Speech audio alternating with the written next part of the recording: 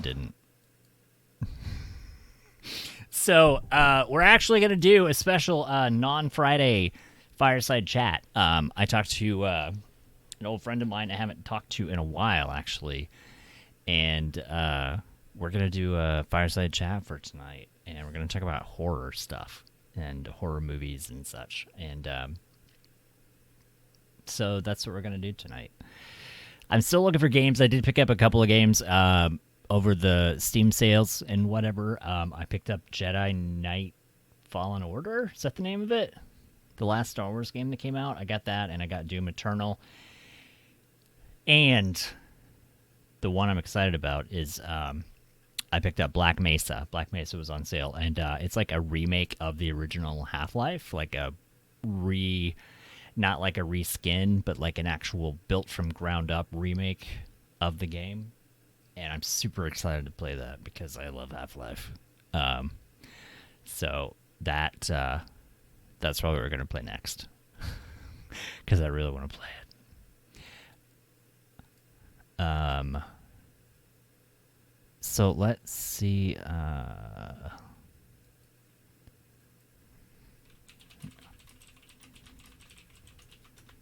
Let's see if she's ready to come on. Also, I'm wearing my I Love Cthulhu shirt. I don't know if you... Hold on.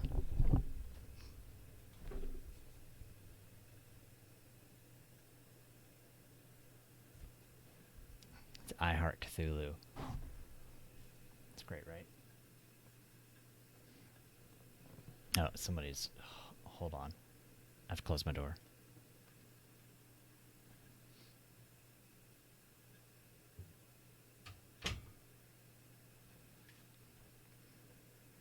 Okay.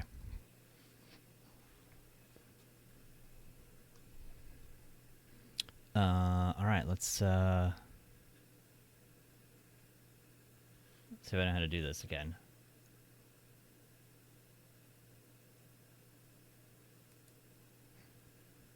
There we go, we got this. And then...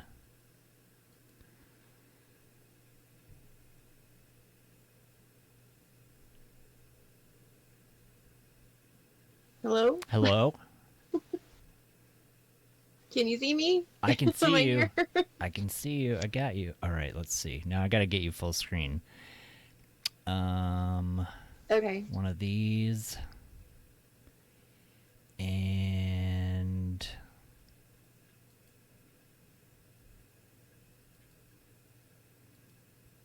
one of these? Love the shirt, by the way. Oh my gosh. Thank you. I wore my Freddy shirt today. Nice. Freddy is a good choice as well. There's a way. No, not this. I always forget. There's like a way to not show the little name boxes on the side of the screen, but I don't remember how to do it. I don't know. Window You're actually the first show I've actually watched on Twitch. So. Really? Yeah.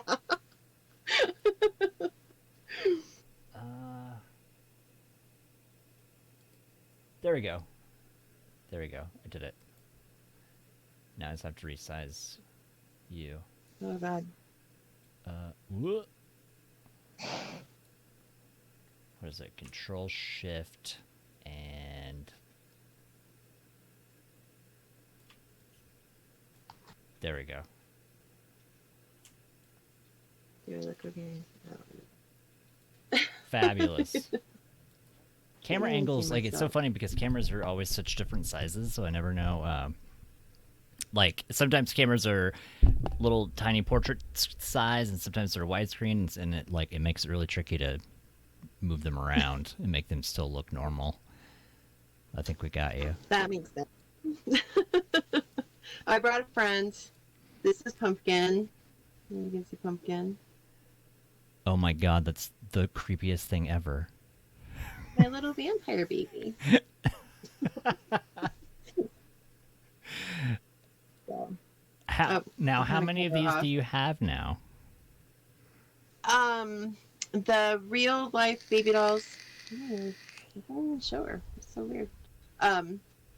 The real doll ones I have 7. And 7. the living dead dolls, I have over 500. And then the accessories and other dolls that I have are like tons. So I don't even know. Wow. I mean, yeah, So I'm where into the real dolls now. So I was gonna say, I think the other ones used to be much smaller, right? yes, they're just the regular. Oh, and I have my skull babies too. So Not. Wait, are those made out of real skulls? yes, do you want to see one? Yes, absolutely. Okay.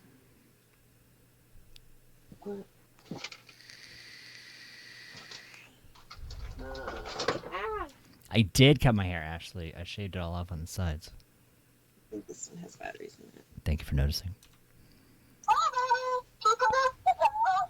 What?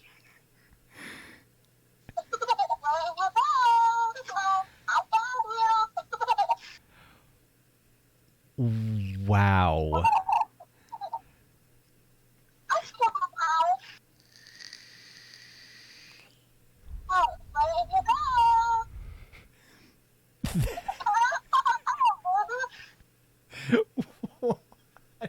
That is insane. What kind of skull is that made from? This is a cat, I think. Is this one a cat? I think this one's a cat. But I have all kinds of them.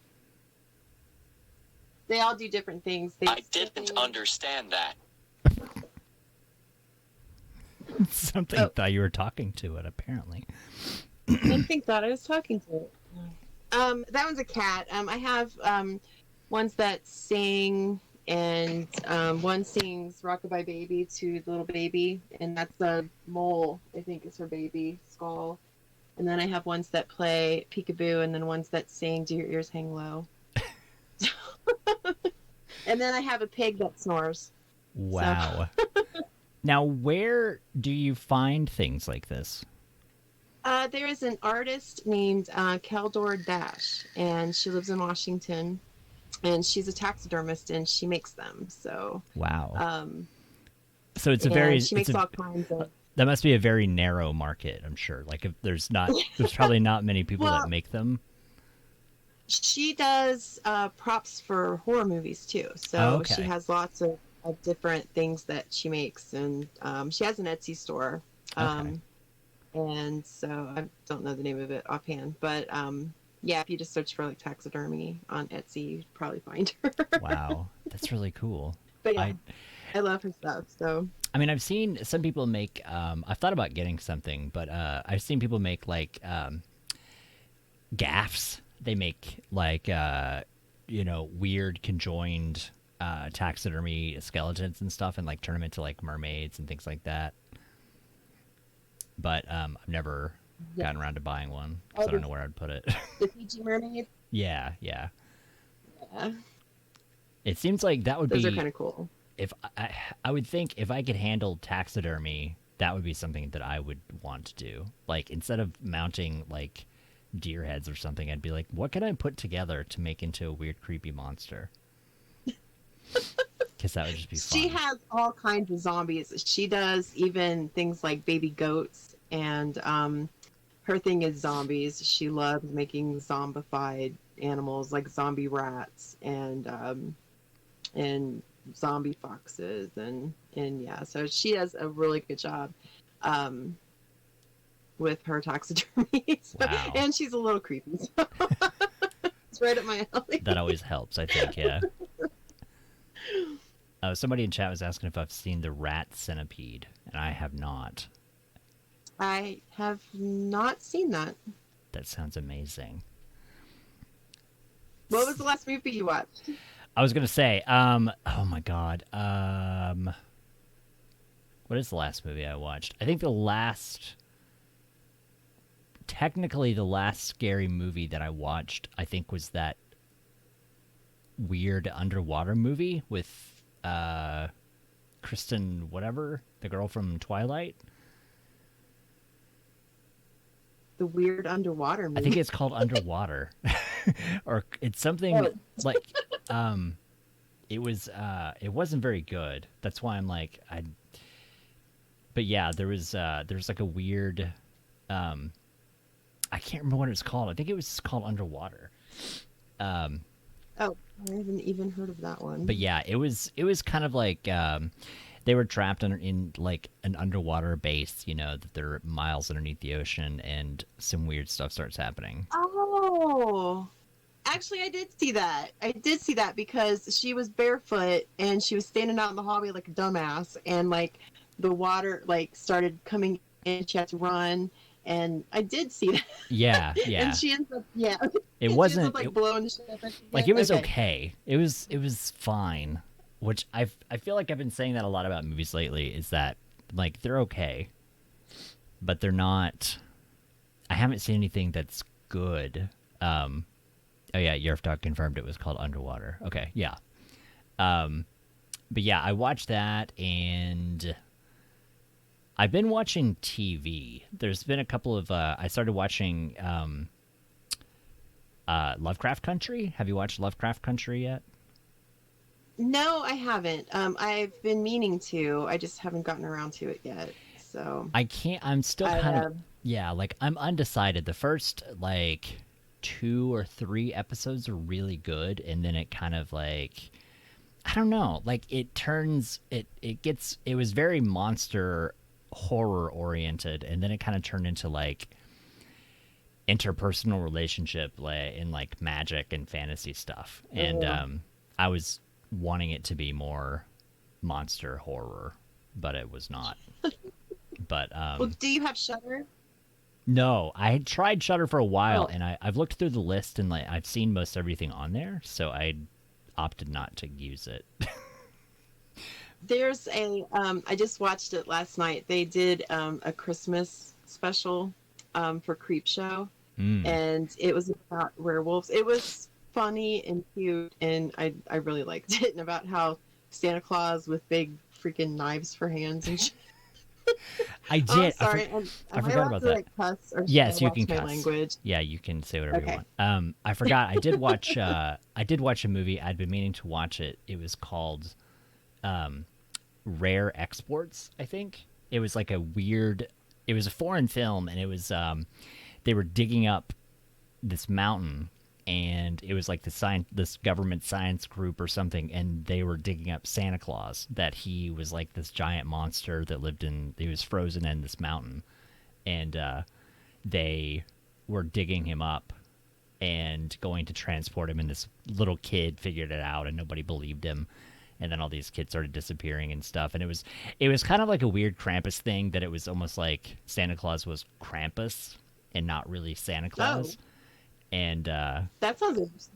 To it look was that one up. weird. Yeah, like it was okay. It wasn't the best, but it was an interesting idea.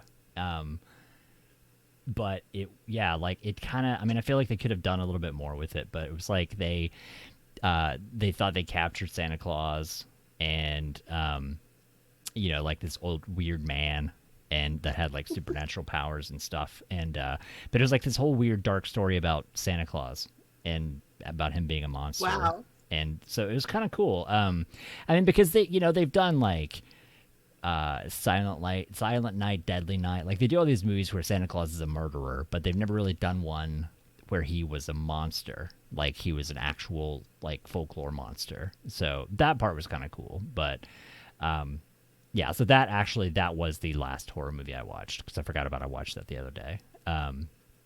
But other than that, like I really haven't seen anything good. Have you? What? Let's ask a real question. What would you say are your top, whatever, five ish? Oh Your top God. 5 or 10 or 7, or your top horror movies that your go to horror movies that are your all time favorites. Um, Halloween. Okay. Gotta have Halloween. Um, Friday the 13th, Classics. because I Okay. do love Jason. I love Jason. I love Michael Myers. I love Chucky, but let's not talk about the reboot. Um, um, There's a movie called The Lodge. I don't know if you've seen that one yet. It's a recent movie. I know. I remember the name, but I don't know. I'd have to watch it again and see if I've watched it. But I remember the name. But I don't know. Yeah, it's about a cult. It's a cult movie. I love cult movies. But yeah, it's worth watching if you haven't seen it. It's called The Lodge. And let's see what else. I liked Grave Encounters. If you haven't seen that. I watched the second one. I think. Oh, you gotta see the first one. Okay. All right. I have to watch the first one then. Whoops. And oh god, what other? Oh, there's so many to choose from. Oh my god. Oh, and the Bad Ben series. The Bad Ben. Oh, I love. I've never watched Bad those. Ben. Oh my I've god, seen I love them like so I much. see them all the time, but I'm like I don't know that it was one of those. They don't look that great, like the description and the images and stuff. So I never really got around to watching it. So you definitely think I should watch it. Yes, you should watch Bad Ben. There's like 7 of them, but for one dude and a camera, I mean the way that he tells the story, it's a great movie. Okay. And like they like this. I think the second one or the third one isn't so great. The one that doesn't have Tom in it, but like the last one was him driving Uber. It was hilarious. Interesting. Okay. No, it was the second to last one where he's an Uber driver, but then the last one was the pandemic one where he had all of the people that's on his Patreon like send in videos and he made them all into a movie of them like calling him for help. It was way cute. But the Bad Ben movies, I really do enjoy those. And if you have Roku, there is a Bad Ben channel that you can add that has an all the actual movies Bad on it. Ben channel. Okay. I do have Roku. Yeah, on Roku. Okay. So yeah, I recommend the Bad Ben channels or Bad Ben movie because it's just I loved it. I thought it was great. It was refreshing. Interesting. But I also like found footage movies. I'm one of those weird Right. people that love the houses that October built and all the other stupid Grave Encounters is a found footage movie. What about Like Wreck and there was Rec, REC. The remake, what was the remake? Yeah. Quarantine, I think was the remake. Quarantine. Yeah. I'm a big fan, I think that's what it was called. of the found footage stuff too. I think a lot of people like, and which is weird because I'm not a big fan of the original Blair Witch. Like I don't love Blair Witch Project, but I liked the second one, the Book of Shadows. I loved this. It was really good. I loved it. Yeah, it was I really loved that good. It didn't have a Book of Shadows in it. That's the only thing that cracked me up was there was no Book of Shadows. That's true. I didn't even think about that. There was no actual Book of Shadows. Yeah, but like as a horror movie, that was a really good horror movie. Was. I wish they had edited it differently though, to where they didn't show that beginning scene. I think that if they would have cut that into a different part of the movie, they could have told their story a little bit better. But I liked it. I loved Book of Shadows. Yeah. I did like the remake, whatever they're calling it now, the reimagining or whatever. There you go, Tiny Cougar. There's the little vampire baby. Little vampire baby. The remake of Blair Witch was actually pretty good. I didn't hate it. I liked that it was different enough, like it wasn't like a shot for shot remake of the original. And I think they did a good job. I think they did it. I like that they actually showed something. I like that they actually found something instead of it just being. I mean, I think there's a place for using your imagination and insinuation and the whole thought process of like what is it that they're actually trying to find or what is it that they're seeing, blah blah blah. But I also like payoff where it's like here's what it is, and and I don't think that's why I didn't like Blair Witch. I don't know. Blair Witch was.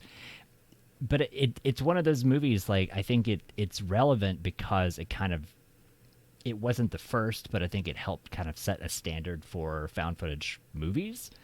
And I, like you were saying, I actually enjoy those. Like, I think there's something different. There's something more personal about it instead of you being an observer in like an unknown third party observer. You're kind of more of an observer of being there, and it just kind of feels a little bit more personal. Well, I think they were trying to recapture. Did you see the original House on Haunted Hill, the one with back in like the 60s or whatever, with Vincent Price in it? I don't think that remember they were trying... that. I don't think I've watched that. Oh, it's wonderful if you haven't seen it. But I think they were trying, because throughout that whole movie, you couldn't really tell whether or not she was being haunted or if she was going crazy. Right. And so they had this whole kind of fine line that they walked with it, to where you really weren't quite sure, like, if she was just insane and just imagining shit, or if, she was actually being haunted, So I think that's what they were trying to go with Blair Witch, was it, that whole group hysteria kind of thing, because they were in the woods and they were lost, and were they really being, what was really happening with them and all this stuff. So right. I think that they tried. It's just that they need to do something about the shaking. Oh my God. The movie was so hard to watch. And I really, really wanted to, get into it. And I really loved the marketing, and I loved all the stuff that had to do with Blair Witch, but it was just, my God, hold the camera still. yeah. Because it seems that they've corrected that with all the new found footage stuff. That they don't do the whole, like, everything is kind of pretty still, instead of just being ridiculous. But yeah, I honestly don't know what it was. Like, I haven't really went back and watched it again. I watched it back when it came out, and it just felt gimmicky. I don't know. But it is interesting that there's still, like, I don't encounter them a lot, but I think there are still people that think that was real, kind of in the way that people still think that Texas Chainsaw Massacre was real, that they think that it's they're like, oh, well, that's a real thing. That's no, it's entirely made up. Like, it's completely made up. Like, there was no Blair Witch. There are similar stories about other things. There's a lot of stories about weird shit in the woods and weird, like the Bell Witch. But there was no Blair Witch, and there's also there's no Texas Chainsaw Massacre. I don't care if your friend knew a person that was there. Well, I think they get it messed up with the Sawyer family, from God. Oh yeah, like the Scottish guy, the Scottish cannibal. Yeah, the Sawyer family that actually did exist. But oh wait, let me show you what I got for Christmas. Hang on. Speaking of Texas Chainsaw Massacre, get over here. Hang on. This actually came from Keldor too. I don't know if you can see it. Is that Ed Gein? Yep. And it's not a real bone, but there's I can't get the glare off of it. Well, anyway, it's a picture of Ed Gein with a little bone and some hair. Interesting. And a little shadow box of Ed Gein. That's really cool. Yeah, so for those of you that don't know, Ed Gein was, I would say, I guess Ed Gein has been an inspiration for many, many, many horror movies and villains in horror movies. Psycho, Texas Chainsaw Massacre, Silence of the Lambs. What else? I guess he was part of, like, I think they used aspects of him for Chainsaw or Texas Chainsaw Massacre. The decor. Yeah. But it was it was weird because he really didn't do a lot, compared to other serial killers. Like, he's not a serial killer. True. Yeah, like He's a they ghoul. he was weird and had like human body Yeah, part he was. decorations and Yeah, stuff. he's a ghoul. He dug people up. He And did kill a couple of people, but I don't think he killed three. I think he only killed two.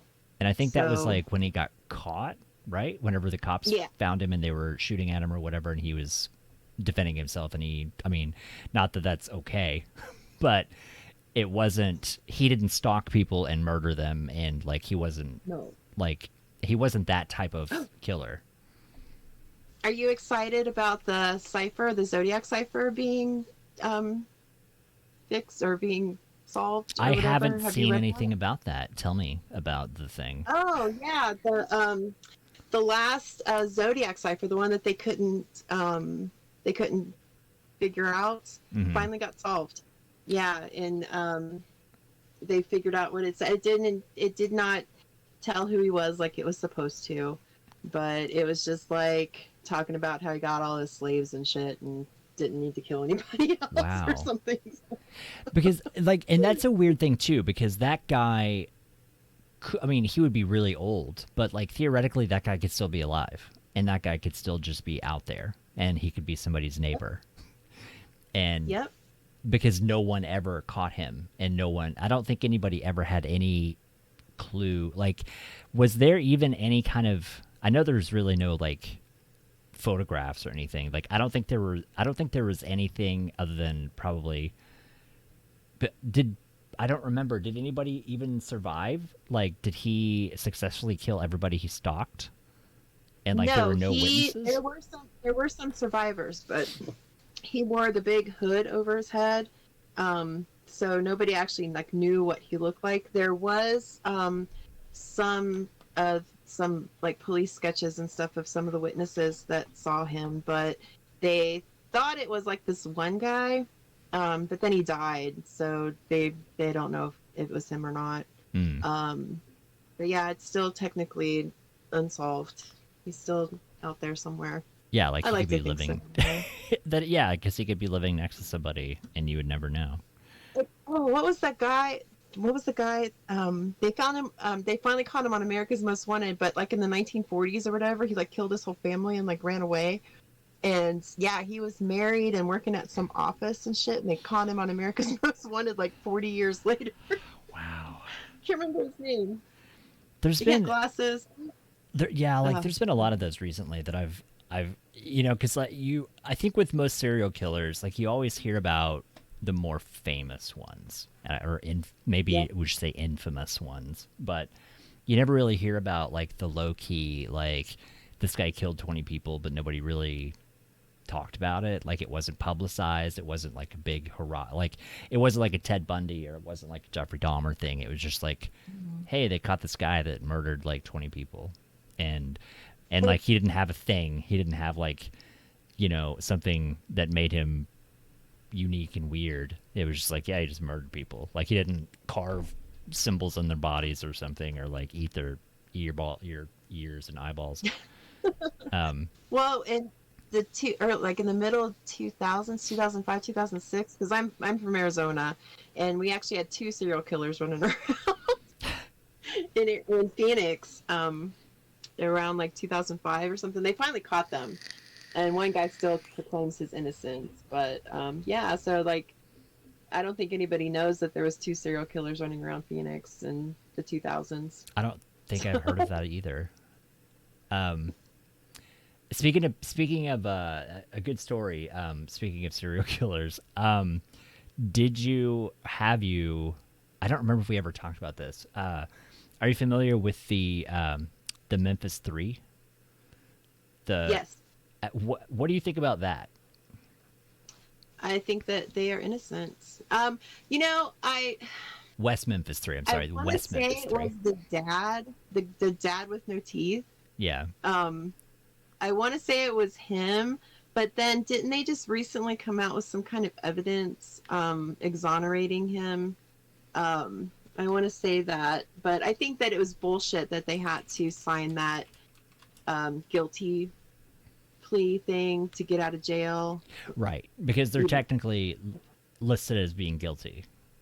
They Yeah. got out, but That means they can't. they admitted that they were guilty. Yeah, I thought that was dumb. I don't think they did it at all, and I don't know. So I the West Memphis 3 was there's a movie called or there's a documentary. There's three, I think. There's three documentaries. There's a Paradise Lost, and then there's, I forget what the names. I can't remember if they were Dante named or not. But there's a documentary called Paradise Lost that talks about it. And these guys were not very far from me, and it was like in the mid '90s, and they were three teenagers, and they were very gothy, like they were wearing black metal, or they were wearing black and wearing like, metal band T-shirts, and like they were very, very early '90s goth kids, and kind of outcasts. Like they weren't really friends with anybody. They weren't popular, and they in this town. And by the way, West Memphis is not Memphis, Tennessee. It was like Kansas, Missouri, Arkansas. I forget. Like it's very close to Oklahoma. It was not very far from me. And there was a child that was murdered, and they blamed these three teenagers, and they made this big. Wasn't it like three boys that were murdered? I think it was just the one. Like they found the one. It was like a 5 or 6 year old kid. I think it was just the one kid that they found. Oh, if I remember right. And they immediately blamed them because they. Yeah, and I'm trying not to be biased, but it's a weird thing because it was like they would dress all in black. They would listen to metal. They would listen to devil music. They would they were very like nowadays.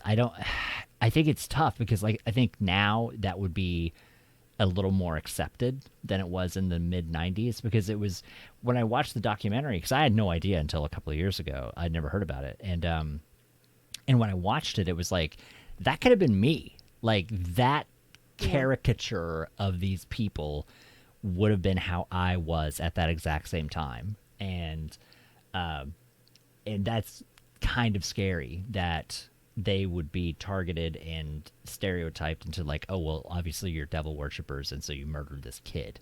And it was a whole big trial. Like a lot of it was publicized or televised, and they allowed camera crews in to film it and all this stuff. And there's a whole big thing about it. But there are like 3 movies. But start with Paradise Lost. I don't know if it's still on any streaming services, but I think it was on Amazon for a while.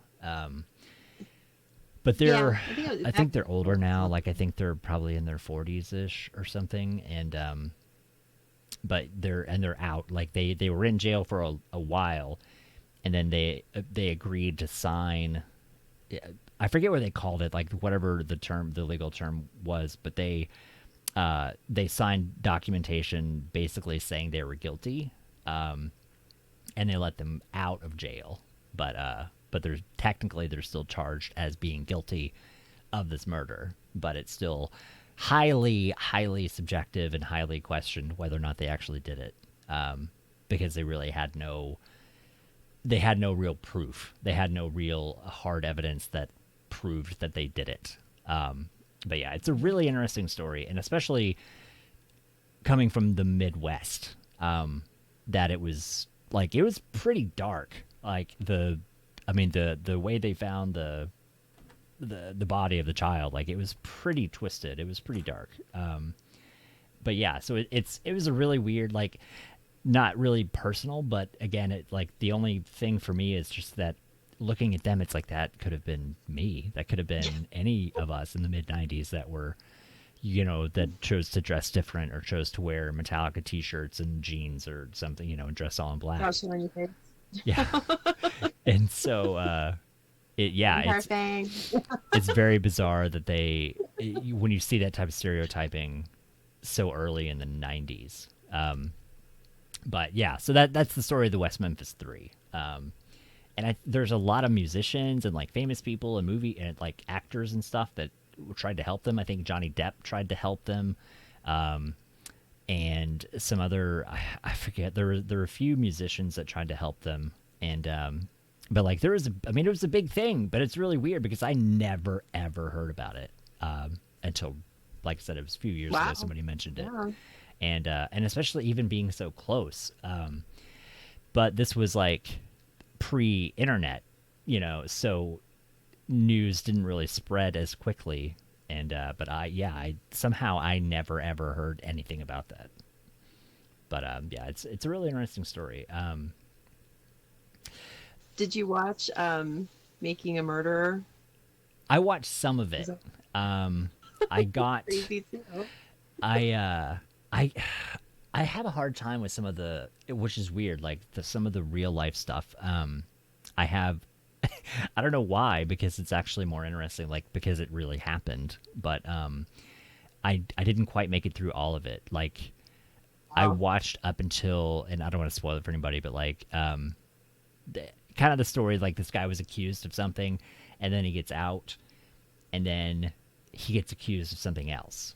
And that's kind of where I made it to, was like they determined, like because he was I think he was in jail for a while, and he got out, and then he got charged with something else, which I'm assuming, I don't know, this is where I kind of stopped, that they were contesting that as well, that they believed it was something, but that's where I made it to, was that he got arrested for something. They determined, they believed that he didn't do it. They let him out of jail, and then he gets caught for something else. And that's where I stopped. But yeah, everybody said it was really, really good. I didn't quite make it through all of it. I need to go back and watch it. I got distracted, I'm sure, watching something else. Okay, so I want to ask you a question about remakes. Are there any remakes that you enjoyed more than the original film? Ooh. The remake of Dawn of the Dead was actually really good. I like that one too. And I know, like it they don't really say that this is a remake, but I personally feel like Evil Dead 2 is a remake of Evil Dead 1, because it's the exact same movie. Yeah. It's like, instead of, like, the first Evil Dead was a group of people, and then the second Evil Dead was like the same movie with just a couple. And did you like the remake? I did actually like the remake too. It was, I think it held true to kind of the gore and the style of the movie. Like, it was a little bit, it wasn't quite as campy, but it was definitely as grotesque as the original. And it, I mean, like, it was dark. Like, it was a dark movie, and I think they did a good job. I was really torn about that one. In the same way that I was torn about them remaking it. I'm not fully prepared to say that I like the new remake of it better than the original. I just think it's different. Because it was a remake, but at the same time, it just kind of, it felt like a completely different movie. I didn't understand that. Sorry. And I mean, because also Tim Curry was, it's tough to beat any performance that Tim Curry does. Which is why I refuse to watch the reimagining of Rocky Horror Picture Show, like the sequel, second remake thing that they did. I thought that was just ridiculous and stupid. And I gave it a shot. You can tell a lot about someone. Do what? Oh, so I think you can tell a lot about someone by where they know Tim Curry from. So. Yeah. Anyway, about the Rocky Horror. Sorry. If it was Tim Curry from Rocky Horror Picture Show, I didn't know until years later that Tim Curry played the devil guy from the movie Legend. Yes. But yeah, generally when you say Tim Curry, they're like, oh, the guy that was in Clue, or sometimes it's like, oh yeah, that guy, he was in Congo. I think he was in the movie Congo about the weird, crazy gorillas. but yeah, usually it's like the guy from Clue. But I didn't realize that that was him in Legend. But I saw Legend long before I ever saw Rocky Horror Picture Show. But yeah, I mean, it's like that's tough to. It's tough to do a character like that because that's an iconic actor. That's not just like a nobody actor. Which is weird because it's like it doesn't seem like Tim Curry did a lot of movies. I don't think he doesn't have like a big smorgasbord of hundreds of movies that he was in, but it was like the roles that he played were so strong that trying to go back and change that. Go on. Oh, there was Tales from the Crypt. There was an episode of Tales from the Crypt with Tim Curry in it, and he played all of the roles. So, he played the mom and the dad and the kid, and they dressed them all up, and it was a wonderful, wonderful episode. I don't remember what it's called, but I'm sure you could probably find it. But yeah, it was one of the better Tales from the Crypt. Yeah, I don't think I've seen that. Episodes with Tim Curry.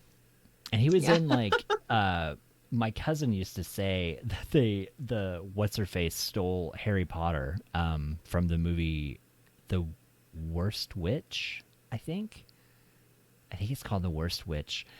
It's funny because there's two movies that they're early 80s movies, and they were both like they had witch in the title. There's like The Littlest, I think there was one called The Littlest Witch, and then there's one called like The Worst Witch or something, but I forget which one it was, but if you look it up, Tim Curry was in it. But it was like the story of this kid that goes to the secret magic school to learn how to be a witch. And, it has professors, and they get into shenanigans in the whole bit. And like Tim Curry was like, I think the headmaster of the school or something. And, yeah, I think he does a song. I think he does like this Elvis thing. Yeah. I'm pretty sure like he sings in it or something. And yeah, so it was like the storyline, it was very, very close to Harry Potter because it was like this kid was selected to go to this weird magic school that nobody knows about and blah, blah, blah, and learns that magic is real and has trouble with all their professors and blah, blah, blah. So it was like the same kind of storyline. But yeah, he was in that. But yeah, I mean, like for me, Tim Curry, once I figured it out, because again, I was late to the party, that I figured out Tim Curry was the devil guy from Legend. But it's like, who could do that? Like, because I mean, his voice was amazing. And when he played Pennywise, that was my struggle with the remake of It, because it's like, who are they going to get to play the clown? Like, who could do that? And, I was very, very surprised. Skarsgård did he did a good job. Like I watched him in it was on Netflix. What was it? He was in like a vampire TV show on Netflix. The Vampire Diaries. Not the Vampire Diaries. No, I don't think it was that one. I know. I can't remember the name of it now. My brain is not. But there was like 3 seasons of it, and but it was like a weird like not really a soap opera, but it was him because I didn't know who he was, and he did a really good job in that movie or in that TV show. And then so when it came out, like I had an idea of who he was, because I think a lot of people had no clue who Bill Skarsgård was, and because he was kind of, he wasn't really in movies. He was kind of an unknown movie actor. And but he's a Skarsgård brother, of which there's like 5 or whatever. But he did, I think he did amazing as the clown. Like he was creepy enough. He walked that line of like being a clown and also being terrifying. And apparently in like some of the behind the scenes stuff, they said like the kids were horrified of him whenever he was in character. And the kids did so well. I loved the kids. I just thought that, the way that they interacted, and Finn Wolfbane, whatever his name is, did a wonderful job. And the way that they interacted and like played off one another. I just thought like the way that, I don't know. I just thought that they did a really good job. The second one, however, Yeah, I feel like the second one kind I of, it was a little bit of a miss. I am not. I prefer the practical effects more than the CGI stuff, and I think that the second one had way too much CGI in it. I think they could have utilized Skarsgård a little bit more, like they did in the first one, Yeah. to be terrifying. Um, but yeah, like it's like Aliens, you know. It's with the when they choose to do the CGI instead of the practical, and you can tell it's like kind of a letdown. Right.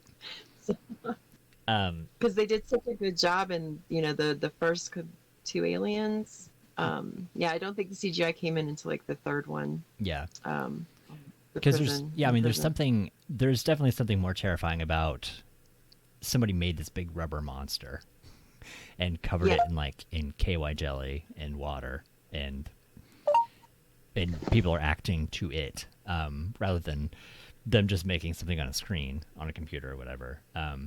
But yeah, like and that's it seems hard to find movies now because I guess I don't know if it's easier, maybe it's cheaper, to do CGI stuff rather than do practical effects.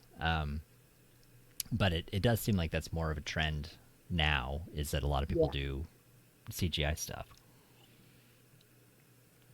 Well, like me and you, we're into the makeup, so Right. it's like it's a personal love to see someone in makeup, or see them actually try and create something that no one's ever seen. Yeah, that people have done that. um, Like they made that with their hands, and like they had Yeah.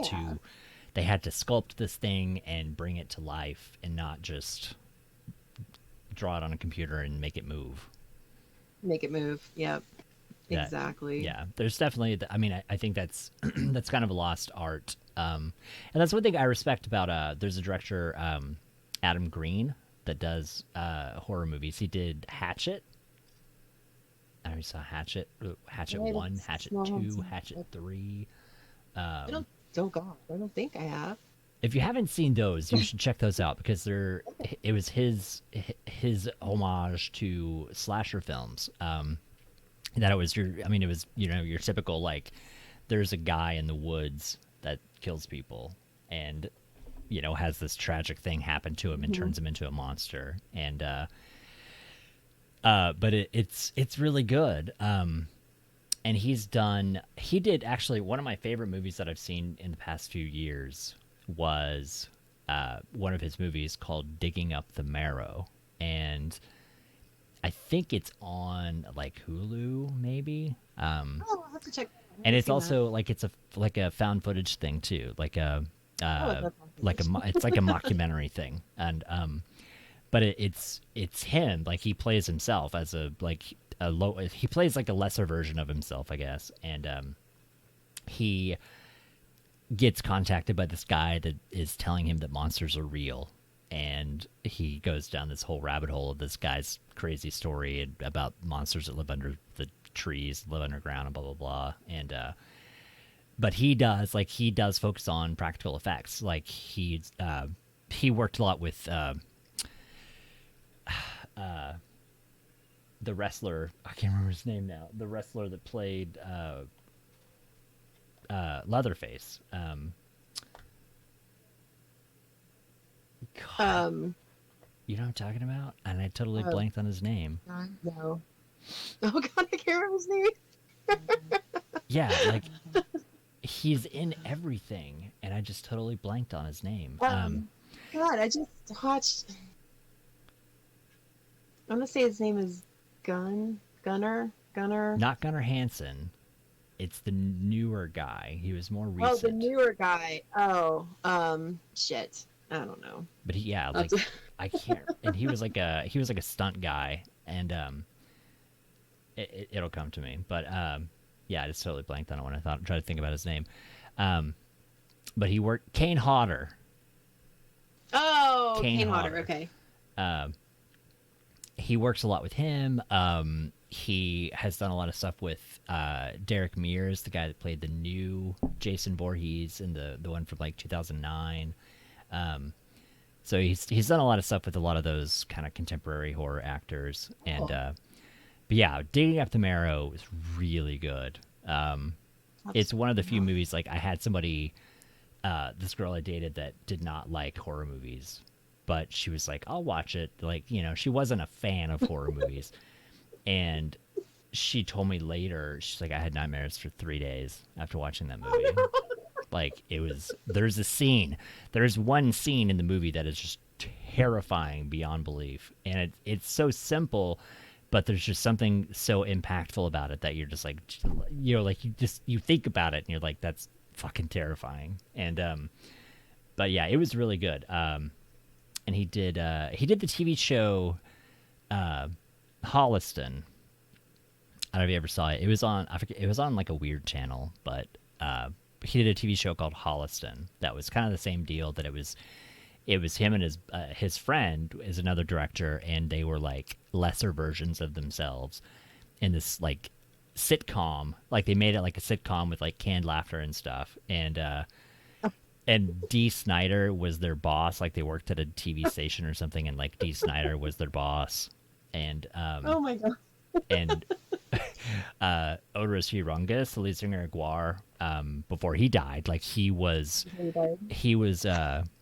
his imaginary friend that lived in his closet. So like, he would have problems and he would go into his room, and then like Otis would come out and like talk him through his problems and stuff, like his weird imaginary friend. And it was really good, but I think they canceled it, like, or stopped making it or something after like after Otis had died or something. But it was at least shortly after that.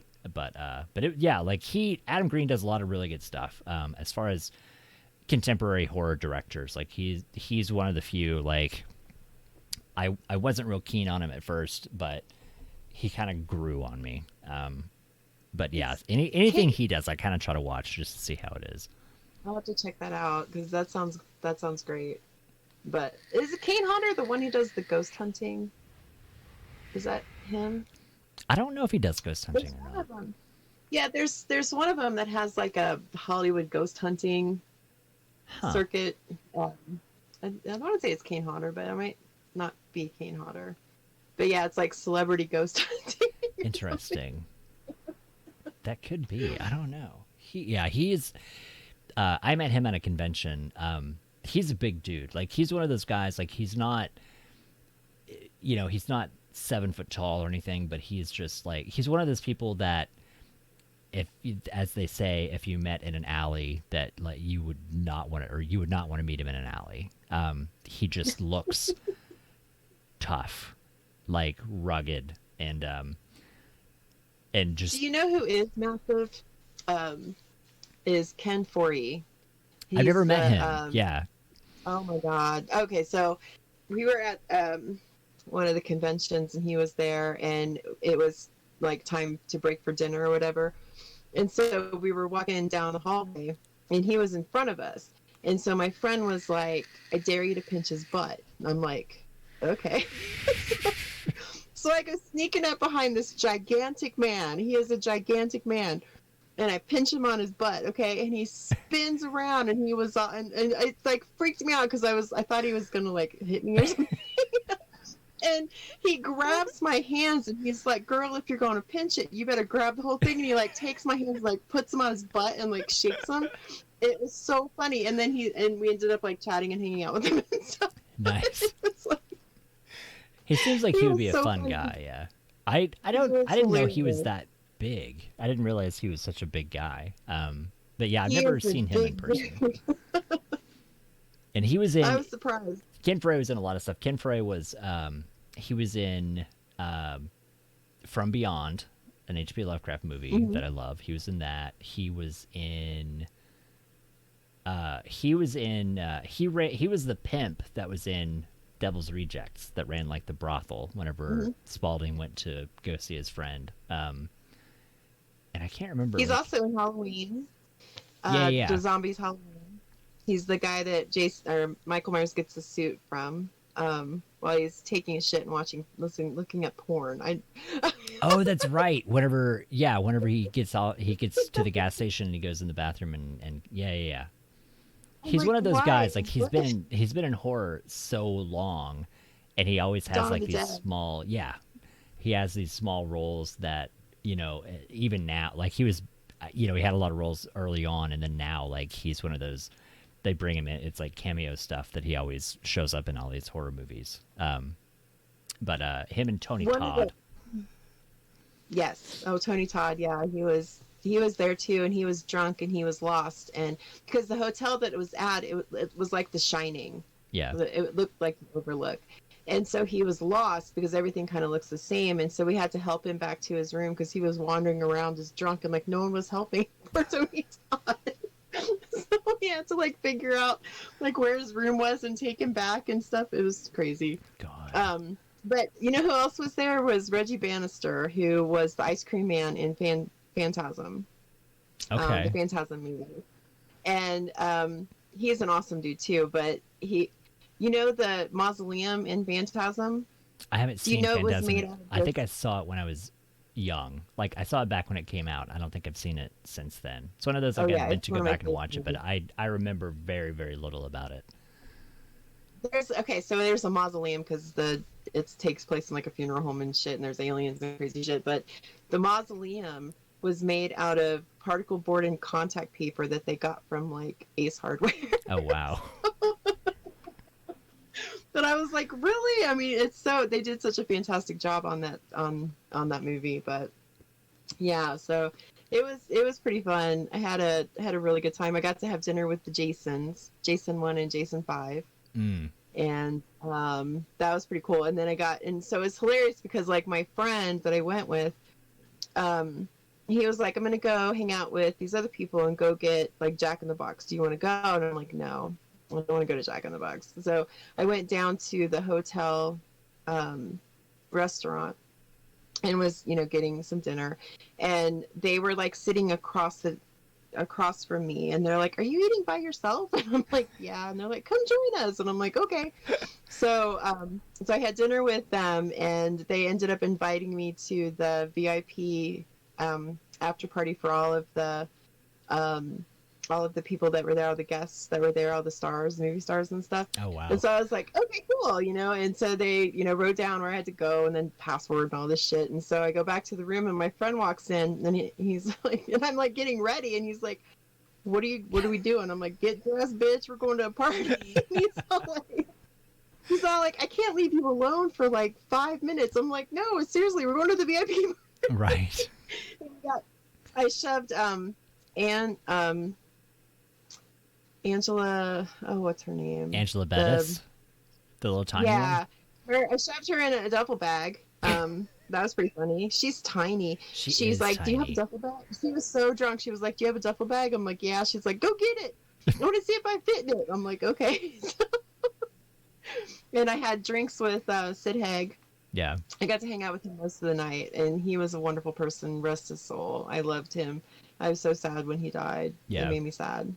I met him twice, and he was very, I mean, because he was older, and I don't think people, I mean, you know, a lot of people didn't know about him. Like, he was in like blaxploitation movies back in the 70s and late 60s and stuff. Like, he'd been around for a long time, and yeah, he was the times when I met him, like, he was always very cordial, but he was definitely kind of a crotchety old man.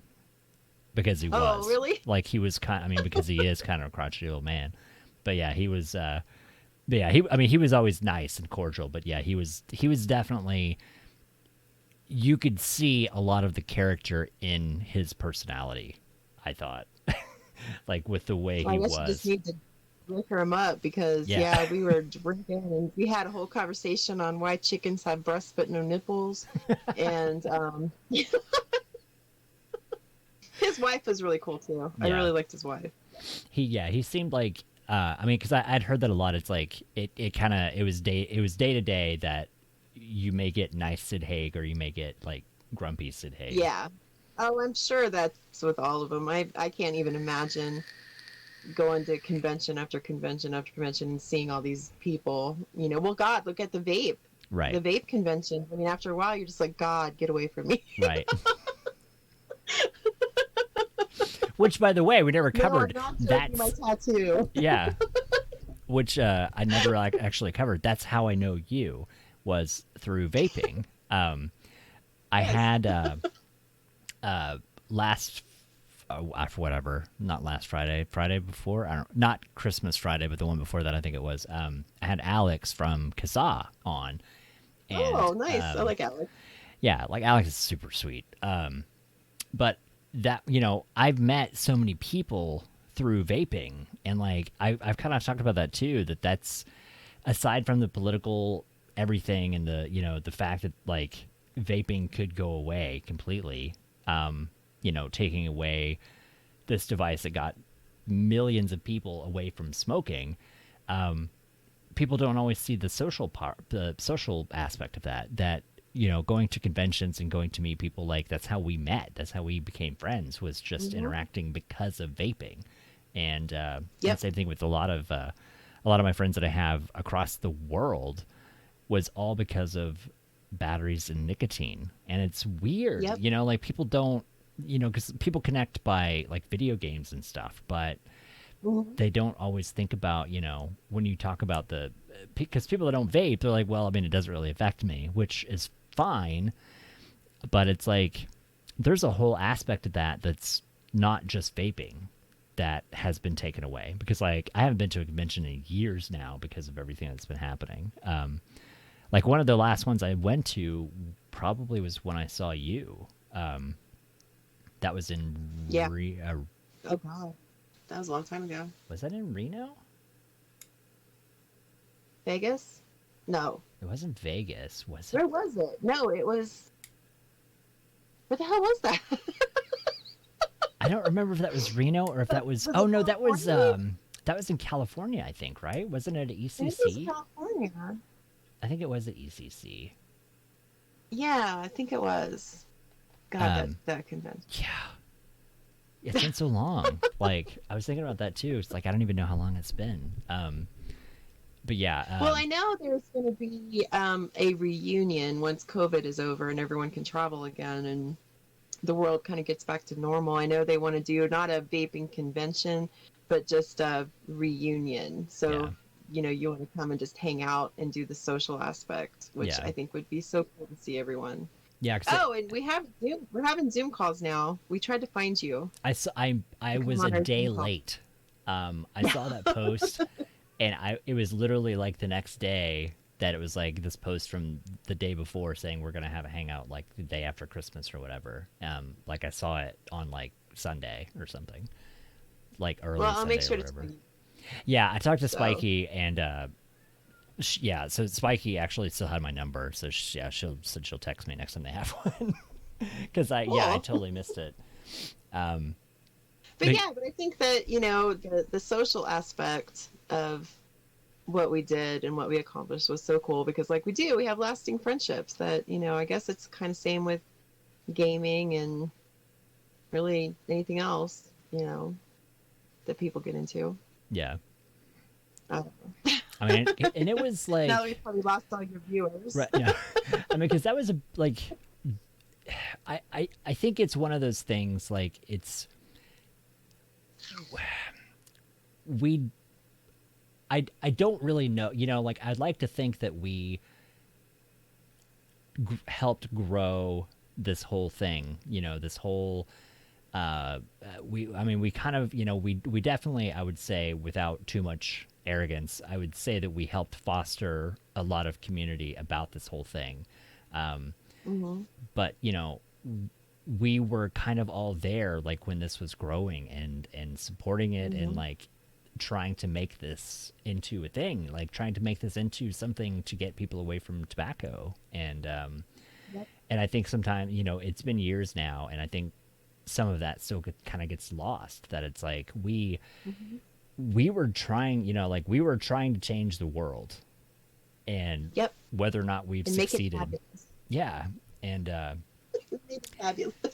Yeah. I mean, just like to get, which again, it's like people want to smoke. That's fine. I'm not going to harass people that want to smoke. That's totally fine. But it's like, we tried to foster this notion that there was something else that you could do. And it just seems, I don't know, I was just kind of thinking about that it seems like some of that kind of gets lost now, that it's, the fight is Yeah. so different that now it's not, the fun part of it, like the new thing kind of went away, and now it's like now we're just fighting the government to try to be able to do something that we've been doing for so long that we just kind of take it for granted that it's like, well, I'm vaping and I'm not smoking anymore. But Yep. and now there are people that don't want that to happen. And I know, it's so weird. Just let people live their lives. You know? yeah, yeah,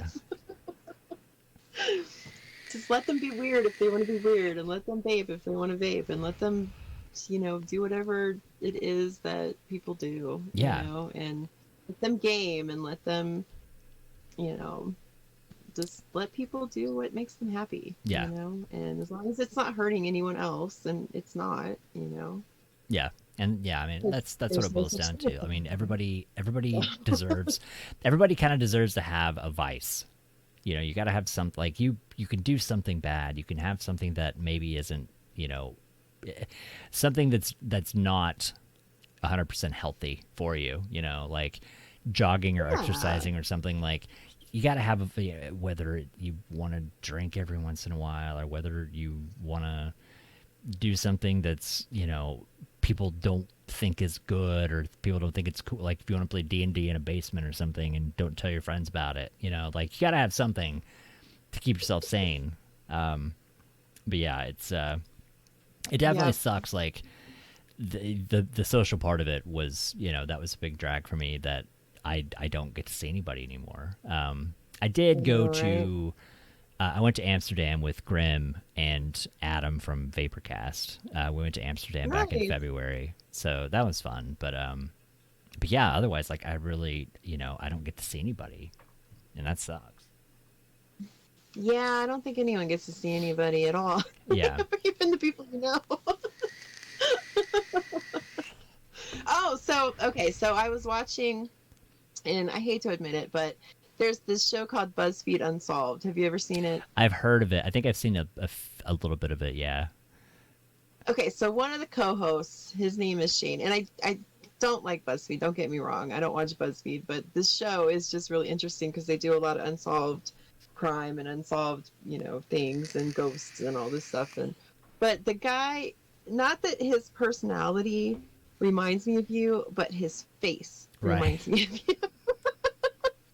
Just when I see his face, I'm like, oh my god. So yeah, so if your ears were ringing, or it was because of me, because every time I see him, I'm just like, oh, I miss Flitz. Now it was Slipgator. I was talking to Slip the other day, and he started watching the Great British Baking Show, whatever it is. I forget the title, but it's got this guy Noel Fielding in it that was in the Mighty Boosh, and he was like, "This guy reminds me so much of you," and I was like, "Yeah, That's because he's cute. my spirit animal. Like I would love to be best friends with that guy." That's Neil from IT Crowd. He was, he was the vampire guy in the closet. He would, Yeah, in the server room. yeah, Yes. Yeah. I love that guy. yeah. Like we would be best friends. Like we're separated at birth. Yeah, he's like the British version of me. But yeah, it's it's funny because I do hear that occasionally, that somebody's like, I watched a TV show and this person reminded me a lot of you, and then I'm like, well, why am I not famous and on TV? What did I do wrong? I swear you probably jump right in, this dude. Yeah, he just reminds. It's his face, just the way his face is shaped. It just reminds me of you so much. I have to look for that guy then. Yeah, it's called BuzzFeed Unsolved. BuzzFeed is the name of the Unsolved, okay. show. Yeah, it's on Amazon too. YouTube and Amazon is where I watch it. But yeah, I just thought it's kind of neat because they talk about, I don't know, like Black Dahlia and these cases and stuff that are popular to talk about. So you asked me earlier what was the most recent movie the horror movie that I'd seen. What have you been watching lately? As far as horror movies. Horror movies. Let's see. I did. binge of The Houses That October Built. I liked those. I did too. I liked them. I thought they were kind of refreshing, even though the last one was kind of I dry. didn't understand that. Stupid phone, shut up. Sorry. The last one kind of drug on a little bit. I thought it wasn't as well paced as the other ones, but I did enjoy them. And God, what else have I been watching? I took a break and watched The Mandalorian. I haven't watched the second season yet. I watched the first season. I don't love it. I love Star Wars, but I don't love The Mandalorian. I don't know. I feel like it's missing something. It was, I don't know. That's why I haven't gotten around to watch the second season yet, because like I'm more on enjoying it rather than just being ambivalent about it. But like everybody was just like, it's so good. It's like the best thing ever. And I'm like, I don't see that. Like it was good, but I don't think it's the best thing ever. Like it's not the best Star Wars thing to come out since the original trilogy, but it's like it's good. It's not complete shit. So yeah, yeah. I liked the character development. The characters that aren't the Mandalorian, I liked them. I liked the people that he runs into. Yeah. I like that, he was talking to the sand people. I thought that was really funny. Yeah. It was really cool that they brought a lot of the, side aspects of the movies to like, they kind of shined light on some of those people, on some of the other characters that they don't really talk about or they don't really interact with. So I thought that was kind of cool. And like, the whole, like, it was early on. Like, I don't think it's too much of a spoiler. Like he was haggling with the Jawas and stuff. Like, that was cool that they interacted with, instead of just like selling droids, like they gave them a little bit of personality. They reminded me of the Minions though. So right. But no, it was, I can't wait for the Marvel stuff to come out on Disney when that drops next month. The WandaVision and the Loki show and all of that, because I'm more into Marvel. But let's see, what horror what did you think of Hereditary and Midsommar? And what was did you like those? Midsommar. Oh, Midsommar. Midsommar. I didn't like. Whatever it is. I didn't like Hereditary. Everybody, same thing. People are raving about it, and they're like, "It's so good." It's Thank you. That I was like, it wasn't. There was nothing really that good about it. Like there is no. I like the one. There are some scenes in it that were good, but, and again, like I don't want to give too much away, but like by the end of the movie, I'm just left with way too many questions. Like, it was because it was like, why? Like, what was the point of all of this? Like, I get, I got you get the gist of like what they're trying to accomplish, like what the other character is trying to accomplish, but it's like, there's no why. There's no purpose for why they're doing this. Like, did they have unfinished business? Did they have something that they were, like, other than just doing it, it was like, there's no motivation for why they would do that. And that's what I didn't really like about it, because it was just like, I don't know, what'd you think about it?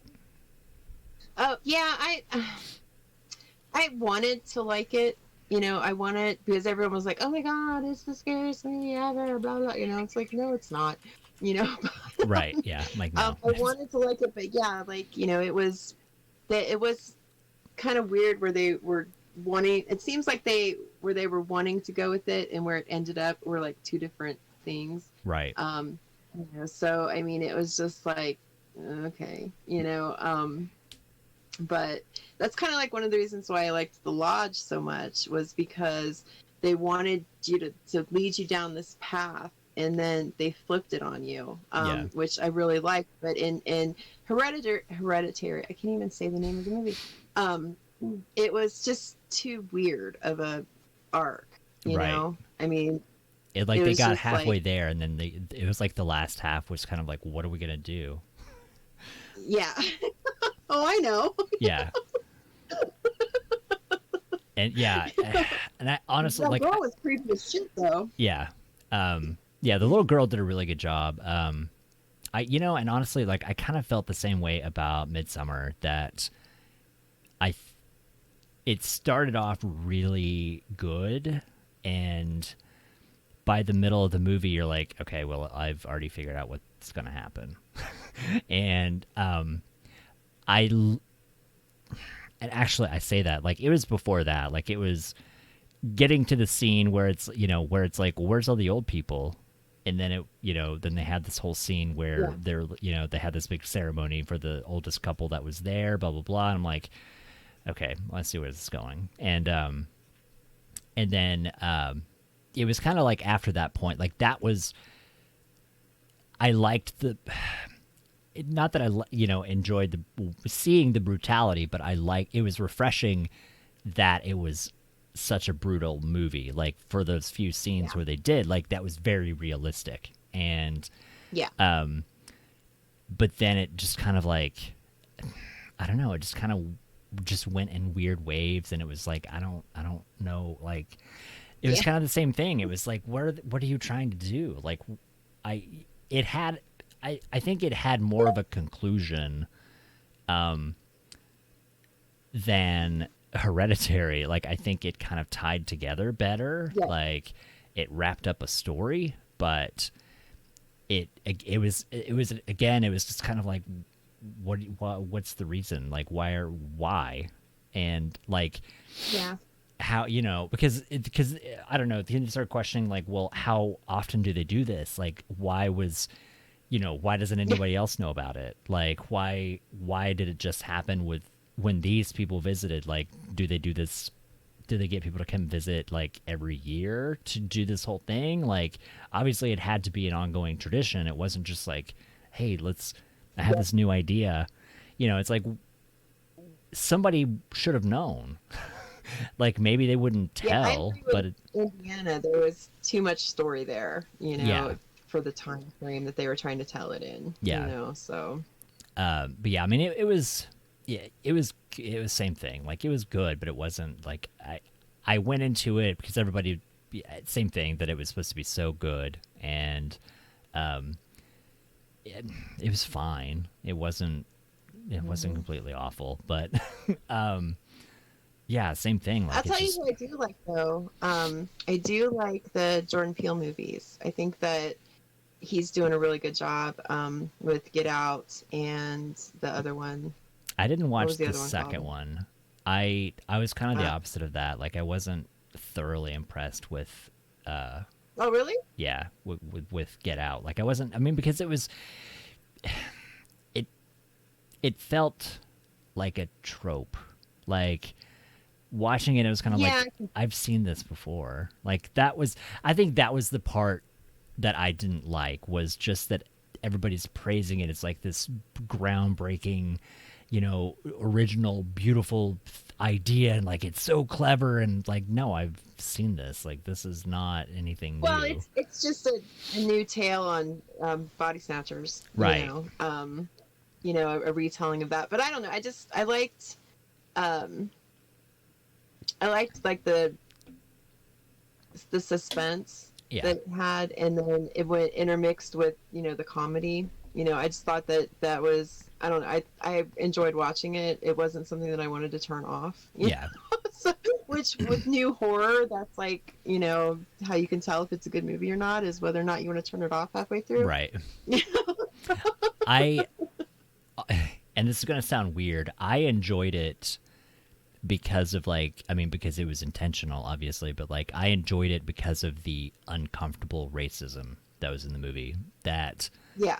the shit that people would say, where you're like, oh God, like, why would you say that? Like, because it was so, like, passive aggressive and subtle. Like, that part was very real. That Yeah. you know, like that would be something that would actually happen. And Yeah. I did enjoy that part of it. That it was. I think the way they had the characters interacting, I think was very well written. But yeah, like, it was just the story, the whole concept and the story of it was kind of like, I've seen this before, but What but was you're the right. name of Like it that wasn't second? not so much from that. You know, it is kind of a retelling of a Body Snatchers movie. Yeah, Body Snatchers without aliens. Yeah. Yeah, but I I I tried to watch the second one the other night, and I think my measurement scale for horror movies now is like I usually watch them really late on weekends, and it's like if I get involved on Facebook or like shopping on Amazon instead of paying attention is usually where I'm like, maybe it's not that good. That if I get easily sidetracked instead of watching the movie, and that happened with that one. Oh, Like I was watching it, and you know, and it was kind of the same thing. It's like I've seen this before, like this whole concept. You know, like they did this in was it in VHS or it was in a recent movie that I watched, and it was really good. That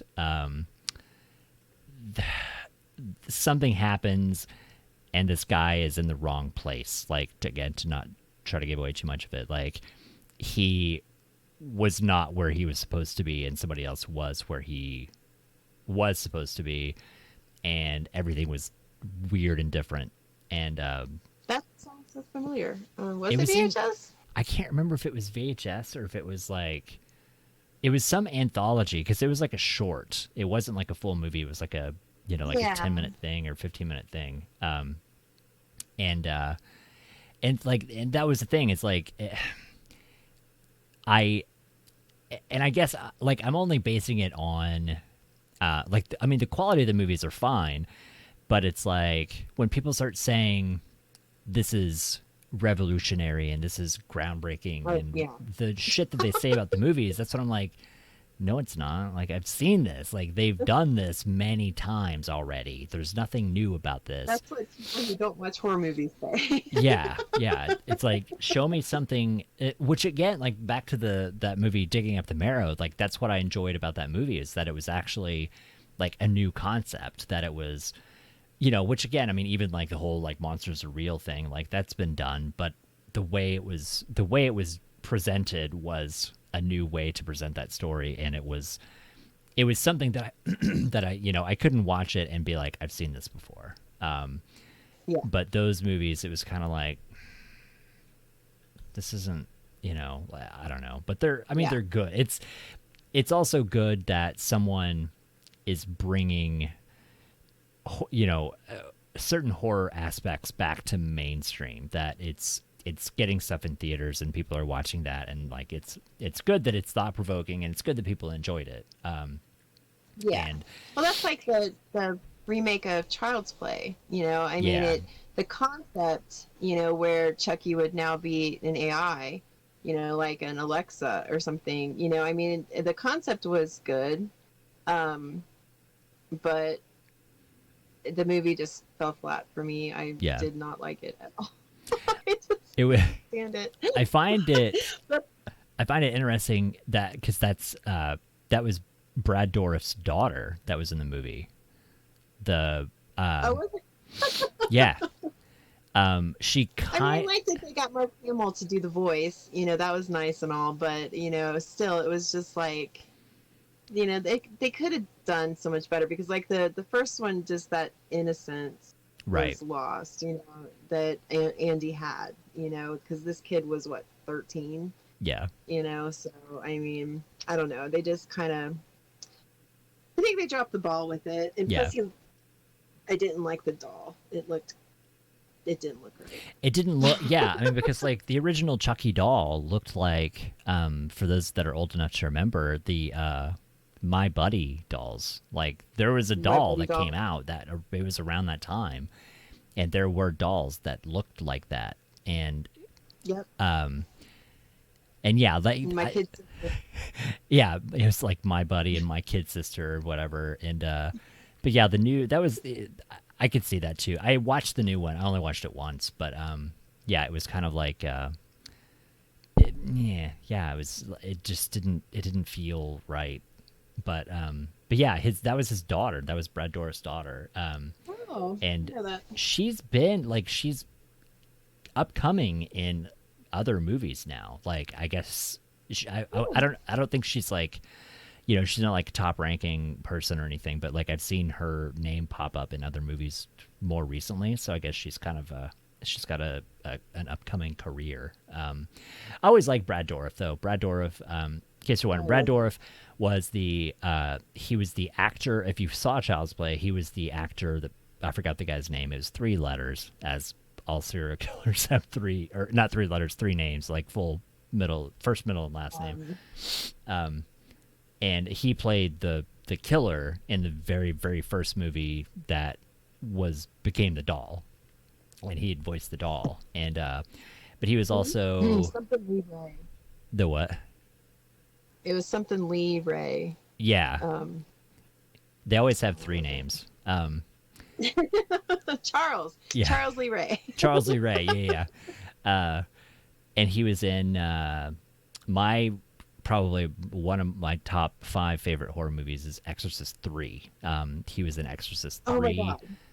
And he was in one of the Alien movies, like Alien Resurrection or something. It was like one of the future ones where they were on like a spaceship, I think. Yeah, where he's kissing it through the glass. Yeah, he was kissing the glass and like in love with the monster. And Yeah, it's one of those scenes where you just wonder if they just let Brad Dourif just kind of wander onto the scene and do whatever he wanted, and then just kind of left, Yeah, they're like, just go do whatever you want to do, weird guy.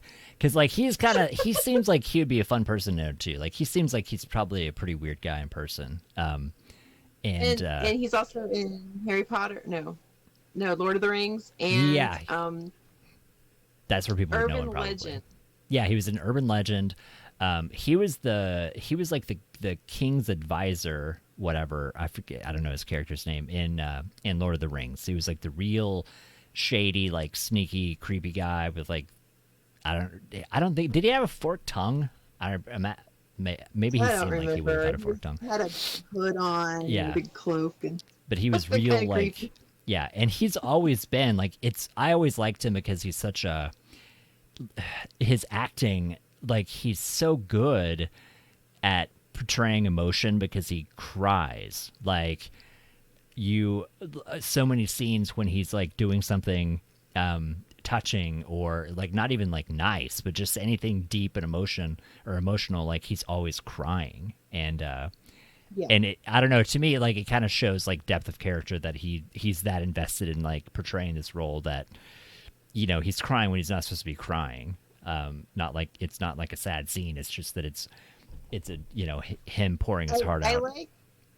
I liked him in Urban Legend because he is like portrayed as like the creepy guy or whatever, right, and so he go out, but he just really wants to help her, and so it's kind of I like that dichotomy where it's like, just because he looks like this creepy killer dude, but he's trying to save her from the creepy killer dude, Right. Yeah, because he was like, he was the guy from he worked at the gas station or something, I think.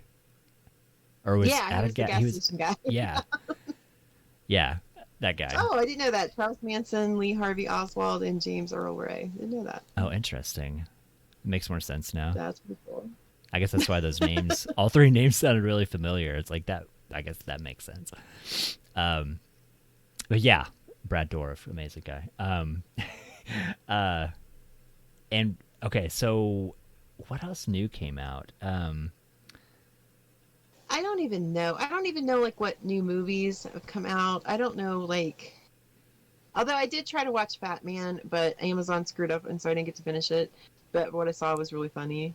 Oh wait, was that the Mel Gibson Santa thing? Claus. Yeah. And it has Venus in it. What's that guy's name? Did you ever watch Sons of Anarchy? I never watched Sons of Anarchy. I skipped that one. Oh, okay. There's a character named Venus. And it's one of my favorite characters from that stupid show. And I just love him. His name is Croggins or something like it's something like that. But this actor guy, and I just love him, and he's in it. He's like the assassin guy. But a wonderful actor, just a wonderful actor. And so I tried to watch that. But no, I don't even know like what new movies are even coming out. Other than like Rob Zombie movie. Right. Yeah, I haven't found anything that's just been groundbreaking or novel.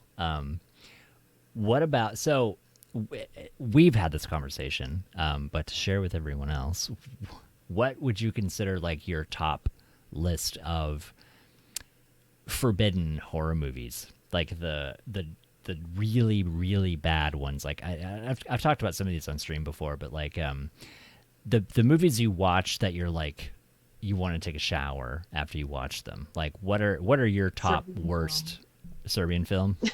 Serbian film is definitely at the top of the list. Like Serbian film is so bad. Serbian film makes you just feel dirty. Yeah. After watching it, it's like, oh god. Yeah, it's bad. Oh my god, it's oh god. You know, I want to say Dead Alive, not because it's bad, but if you're not prepared for Dead Alive, then it could be something that would scar you. The old Peter Jackson movie. The old one. Yeah, that Kick-Ass for the Lord movie. Yeah, I think they changed the title to something else. Oh, like did they? Brain, I think it's called like Brain Dead or something. It's got two different titles. I can't remember, but yeah, I watched it as Dead Alive, but I think there's another title that it goes I saw by. it as Dead Alive. And it's not that it's bad; it's funny, and you know, I really enjoyed the movie. But if you're not prepared for it, it might scar you a little bit. Yeah, it's very, very gory. It is very gory. What else? You know, I would put Human Centipede probably in that. Which would you say the Just first one because- is worse than the second? But by the second and the third one, it's already been done, so it's kind of like it's already been done, so it's hilarious, you know. But the first one, and it's not that it's bad per se, it's just kind of gross. yeah. So The second one, yeah. For those that aren't going to watch it, the second one, it's the same idea but on a bigger scale and a more homemade scale. Like it's more of a homemade, brutal version, and it's a lot darker. I think. I mean, even saying like Human Centipede was dark enough, but it was like it kind of went a little bit next level, and then after that, it was just dumb. But it was one of, like, I wouldn't quite say the second one was better than the first one, but I think the second one was definitely more hardcore than the first one. yeah. But the first one you have to watch just because it sets the whole scene of like, this is bad. Like, wow. Yeah. I would. Have you seen a movie called Feed? That sounds familiar. It's about these people. It's such a, but it's a real thing. It's about people whose sexual fetish is to feed people, and where they get to where they are so big they can't move. Okay. And it's like I said, it's not. It's a bad movie. I mean, it really is. But just some of the scenes in it, you know, if you are into like cannibalism and that kind of shit, I guess maybe. But which I don't mind a good cannibal movie. Right. Cannibal Holocaust is probably another one. Yeah. Which is funny because if you remember, people thought that movie was real, and Right. so it got banned in a lot of places because they had to actually go to and testify in front of the Senate that their movie was fake. Yeah. Yeah.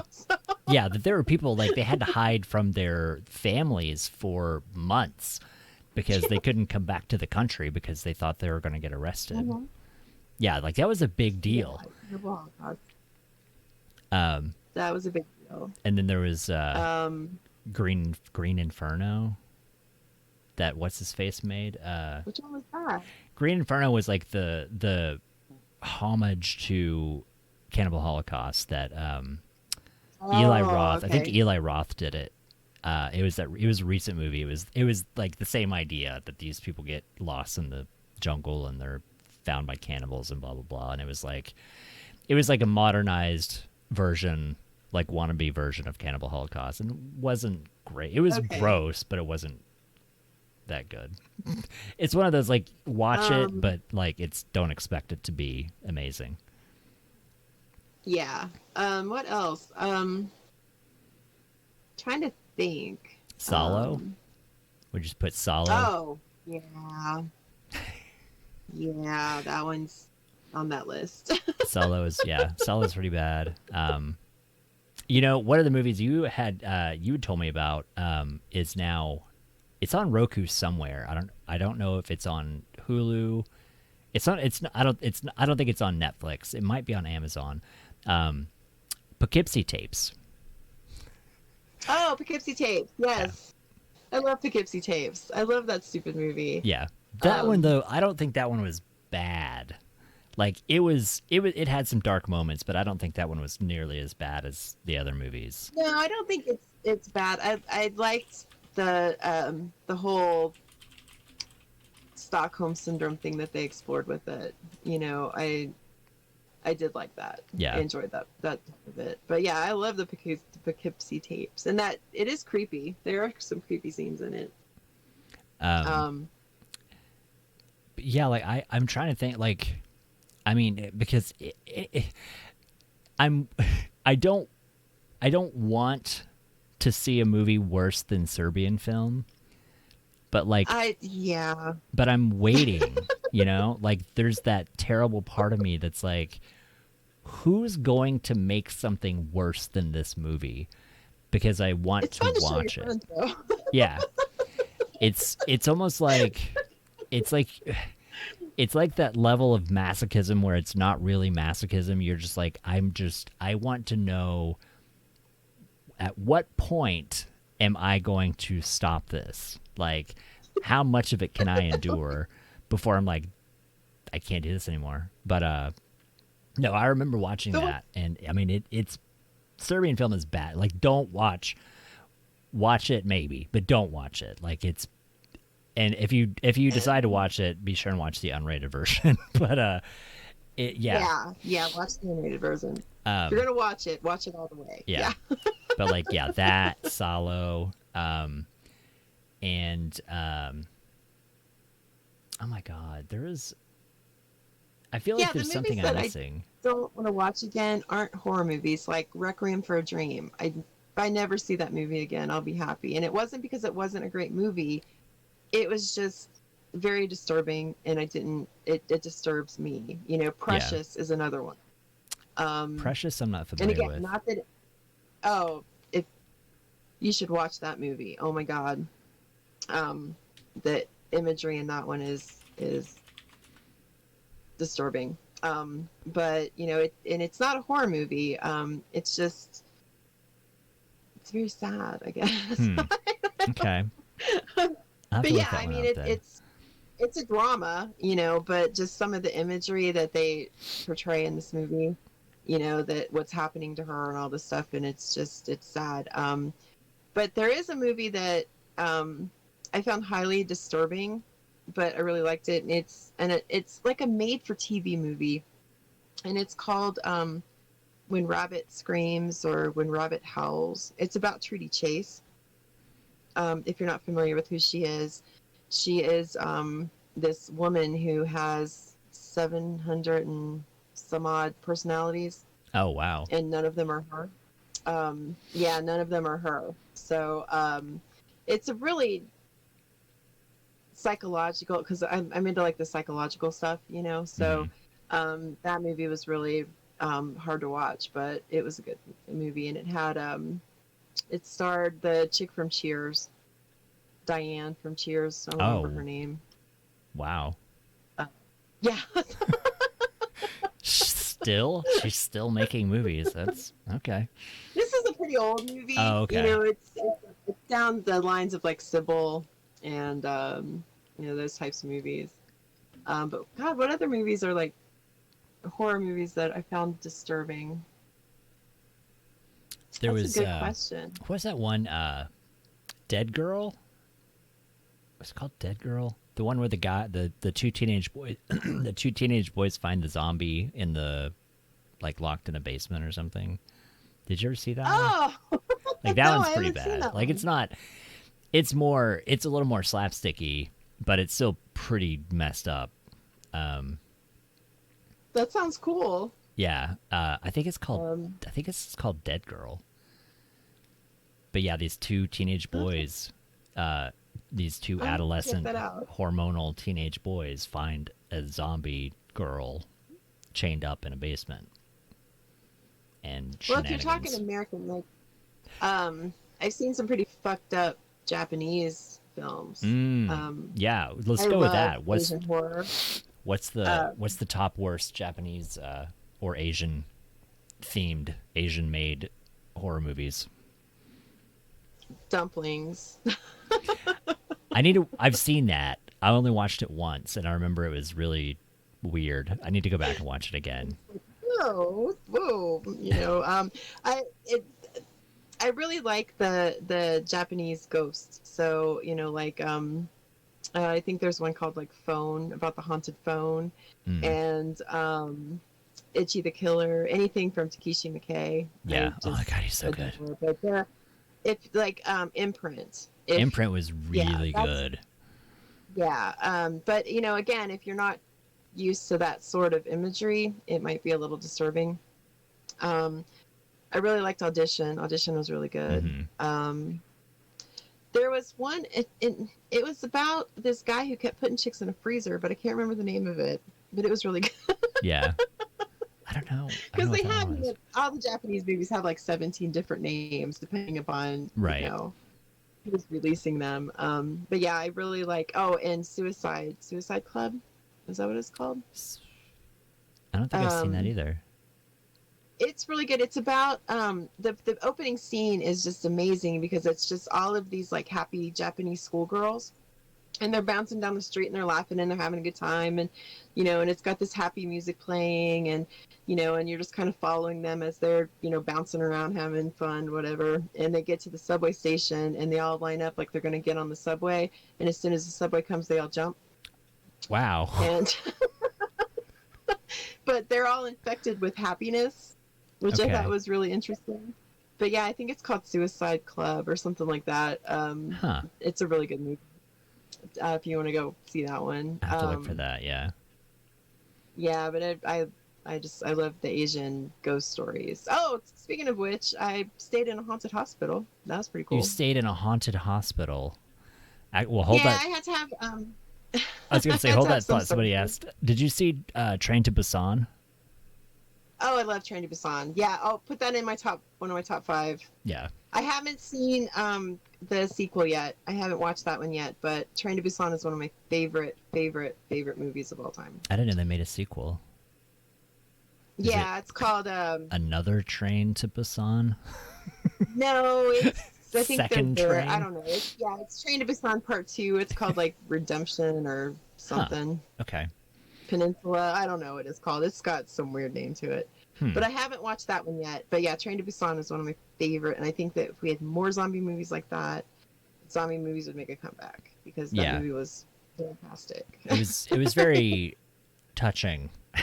Like, I think Yeah. it was a little more, I think it was definitely a little more humanistic, because I think it really showed how people were. Like, people would be that way. Yeah. That there were people that were very selfish, and like, because that's how everybody's going to be. People aren't going to be like, oh, let's everybody band together and help everybody. They're going to be like, fuck you. Well, I'm taking care of myself.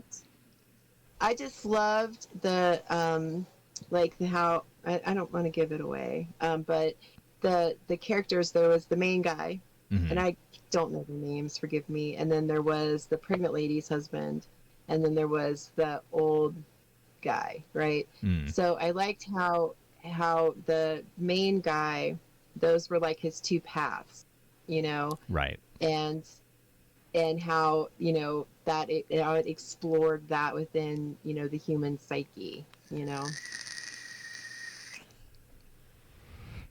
Yeah, it was definitely different than I thought it was going to be. I was expecting a bit of a different movie rather than kind of a touching, emotional zombie movie.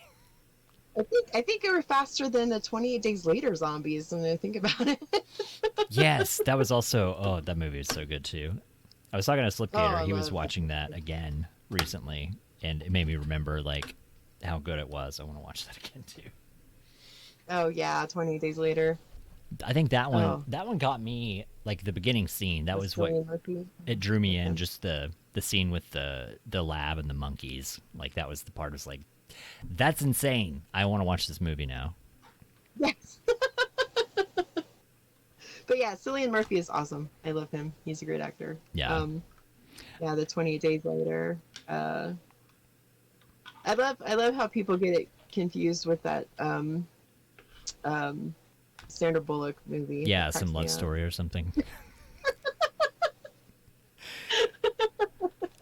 I've heard. Yeah, I've heard that before. It's like, no, not that one. It's not. Not at all.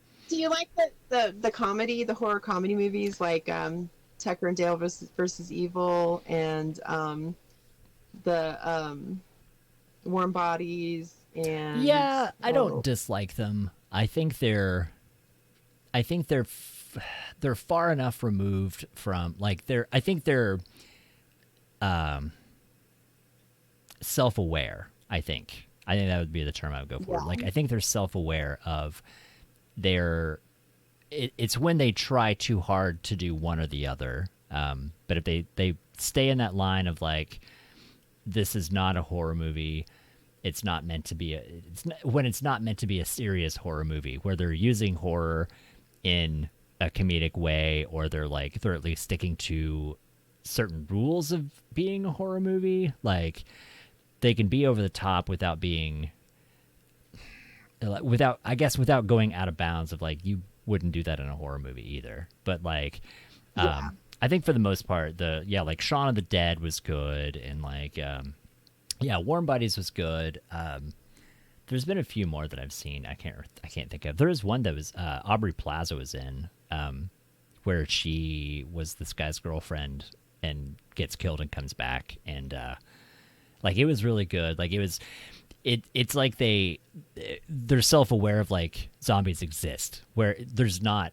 Yeah. They don't really go down the path of like, why is this happening? They're just like, oh well, now she's a zombie now, and so here's our life with being a zombie, instead of like, let's explore the background. So it's just like they just take it for granted, like this is what's happening and here's the direction the movie is going in. And I think those are okay. But yeah, if they try to lean too much into like, let's explore why, then it's like, no, just if you're going to be a comedy, like you just need to be a comedy and stay away from trying to like do horror movies. Scary movie. Yeah. Right. Yeah. Like, Scary Movie. It's a great example because it's like, it's very aware of like, this is not really a horror movie, but it's actually a decent horror movie. You've seen Scary Movie, right? Yes.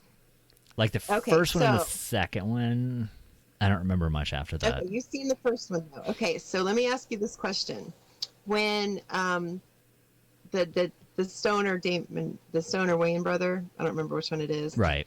And he's getting high with all of the white boys, okay, and he has the covers up. Oh, Carne asada. shrimp. Okay, and he pulls the covers up. And he says, I see, what does he say? Does he say dead people or white people? I don't remember. But based on the movie, I feel like he probably said white people. Yeah, he did. But now it's that whole, what is it? The new politically correct movement? No, that, what's it called? The Mandela effect? Oh, It is now it's now I see dead people. It's even on the poster and everything. Everything has changed. It is no longer I see white people. that doesn't make any sense because, like, why would? I mean, even just from the standpoint of the movie, why would he say I see dead people when, like, that would be a direct ripoff of the original line? Like, that doesn't make any sense why he would repeat the same line from the movie. Because, yeah, he pulls it up and he says, I see white people. And Yeah. because all of his friends are white and they all start laughing because they're all getting stoned. Yeah, that's a Mandela effect for Scary Movie. Wow. That hurts my brain now. I mean, because yeah, I mean, I would automatically go to, if it's you know, it's satire, they would automatically go to I see white people. That's weird. Someone's disappointed in you. Wait, what? What is this, Scones? I think you forgot a word. What are you I think you missed a word. What are you doing to disappoint people? I know, what did I do? Oh, so tell me about the you stayed in a haunted hospital thing. Okay, so I had a medical thing going on and I had to go to the hospital and have surgeries and stuff. And so I'm sitting there and the lady across the hallway from me is making the ring noise 24 hours a day. Okay. And it's kind of creepy. It was kind of creepy in like the middle of the night where she's doing the ring noise. And so I was all like, okay, this is kind of creepy. And so the nurse came in and I was like, okay, the ring lady is kind of creeping me out. And she's like, oh, well, that's nothing. You should hear the children. And I'm like, the children. Like, yeah, of like, course, oh, yeah, the children, of course, obviously. The room down there's got kids. So we had to go ghost hunting at the hospital to go see if we could see dead children that play in the room at the end of the hallway. And yeah, and so like all the nurses were telling me about how, you know, they hear them and they have to go down there and tell them all to quiet down because they disturb people because they're playing. And yeah, it was. And then also the Exorcist 3 scene that every time I like looked out of my room, I kept seeing that scene because that scarred me for life. The nurse walking down the hallway scene? Is that the one you're talking about? The scissors? Yeah. Yeah, with the guy in the sheet. Oh my god. That's like the best scene ever in a movie. Like, it's so good. That scene is just. There's so much about that movie that's just amazing that people don't even know. You need to watch Exorcist 3. So did you? Exorcist 2. Yeah. Go straight to 3. Exorcist 2 is only good if somebody can explain it to you, and I cannot. I had somebody explain it to me, and it made sense, but I could not repeat it. Like, I couldn't go back and explain it again. It's one of those it's one of those movies that requires homework. Yeah, because it Exorcist 2 explains events from Exorcist 1. It gives you the background of everything that took place, like with the demonology side of it and like the historical side of it. Part 2 explains all of that, and it's full of symbolism, but if you don't know what you're looking for, then it just makes no sense at all. And because I remember watching it, I'm like, I don't get any of this. And then somebody explained it all to me. Yeah. And somebody explained it, and I'm like, oh, okay. Well, that makes sense. Like, an easy one, like helicopters. Like, there's a scene in also in Exorcist 3, they show helicopters. Like, there's a shot of just helicopters. And it's indicative of swarms of locusts because they're all, like, they're flying and they're flapping their wings and the noises and everything. It's little things like that. Part 2 explains a lot of that stuff and gives you this weird background story. And but again, you don't get it from the movie. Like, you can't. I don't know anybody that's watched it and like, oh yeah, I totally understood it. Like, you have to research everything about the movie to get what they were talking about in the movie. So yeah, as a movie, as a standalone movie, it doesn't really work because you have to go do research. And it's kind of boring. Yeah. It does have James Earl Jones in it, though. James Earl Jones is in the movie, and that's all I remember. But the hospital, did you find any ghost children? Did you find evidence of ghost children? I did not find any ghost children, but not for lack of trying. They just didn't want to come play with me. But yeah, all my nurses were. She even called more people into the room to sit and talk about ghosts. Wow. So have you gone? So, yeah. Have you gone on actual like ghost hunt stuff before? I've never been on a ghost hunt. I do have a ghost story. If you want to hear my ghost story, Absolutely. Okay. So have you seen Breaking Bad? I have watched Breaking Bad. I Okay. don't know that I remember it if you asked about it, but I've watched it all the way Okay, through. so the end of Breaking Bad, where it's the standoff between Walter White and Jesse, and Jesse's holding the gun to Walter White. Yeah. Okay, so anyway, so it's like 6 minutes till the end of Breaking Bad. Okay, and it's right at that scene. Well, my back door like flung open, like somebody had kicked it, like flung open. Okay. Yeah. And so we're highly tense because of this, watching the show. So freak out, like everyone like runs and tries to figure out if people are in the backyard, like what's happening, are we getting raided? Right. Like what the hell's happening? And so and there was nobody there. There was no wind. There was nothing there. And then when we finally figured out, like, there was nothing happening and this was our ghost, we went to sit back down and restart the show. And the batteries in the remote were changed so that the remote wouldn't work. So they changed the batteries in the remote. I know it's anticlimactic, but still, we had battery changing ghosts. And we also had a ghost in our back bedroom that liked to turn on radios that weren't plugged in. Is this is this the current place you're living, or is this the new place that you're? No, this was the old house that I lived in. Okay. The ghost that we had in our old house, and yeah, we just had creepy ghosts that lived there. And then like I lived in another haunted house that was kind of creepy, like door slamming and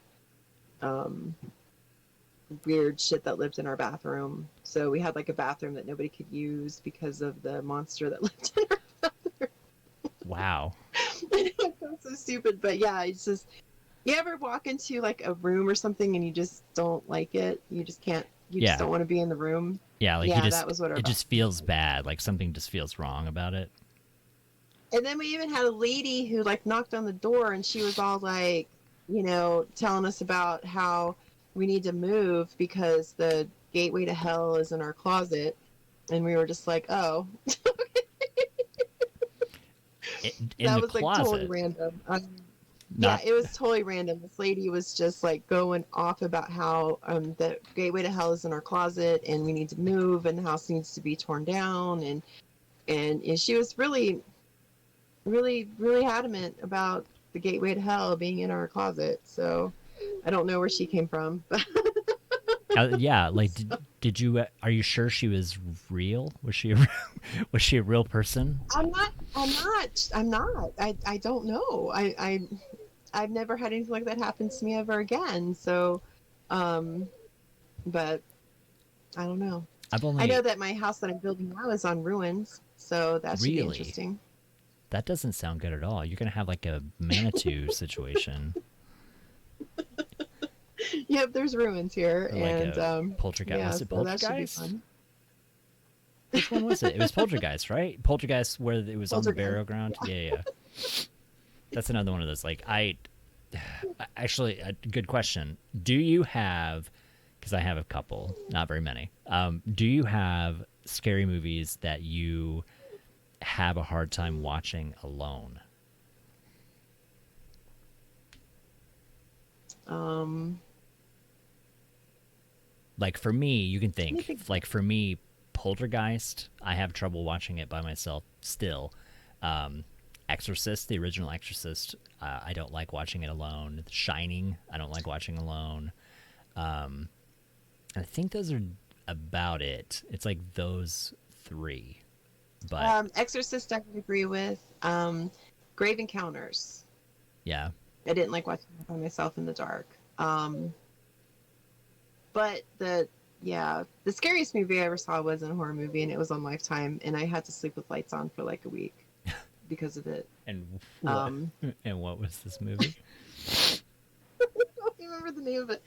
I know it starred Valerie Bertinelli.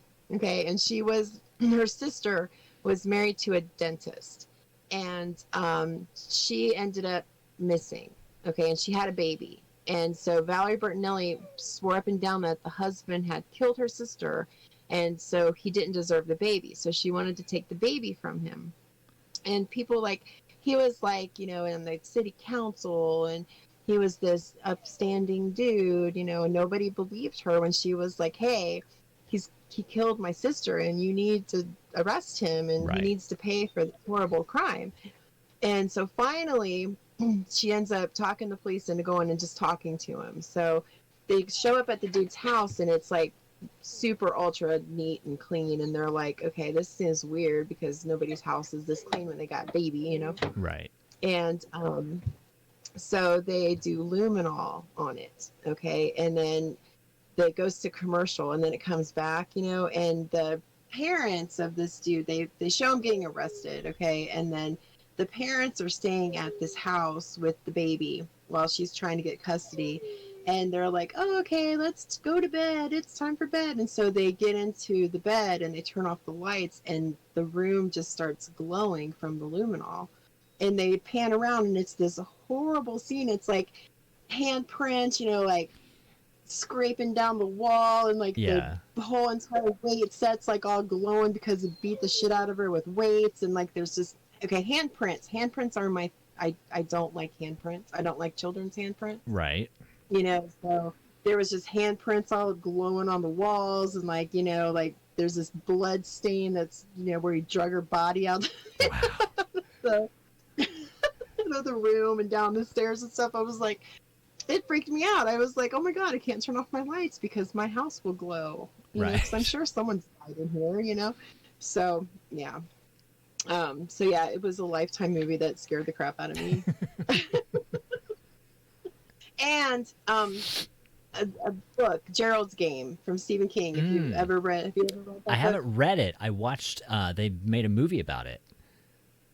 They did a really good job with the movie. The Was book it has this one scene, and I don't know if it's in the movie or not, but it's when she's been laying there for a couple of days, and she's kind of hallucinating, and she wakes up in the middle of the night, and she looks like her eyes adjust to the dark, and the killer guy is standing in the room, and he's just kind of standing there. And the way that they describe him, he looked like Nosferatu. Yeah. From Nosferatu, and he has this bag, and he opens it up, and it's filled with bones, and he just sticks his long fingers in there and just starts rifling through the bones. Yeah. That whole scene in that book it really creeped me out. I couldn't turn the lights off for a while. That was a surprisingly good movie.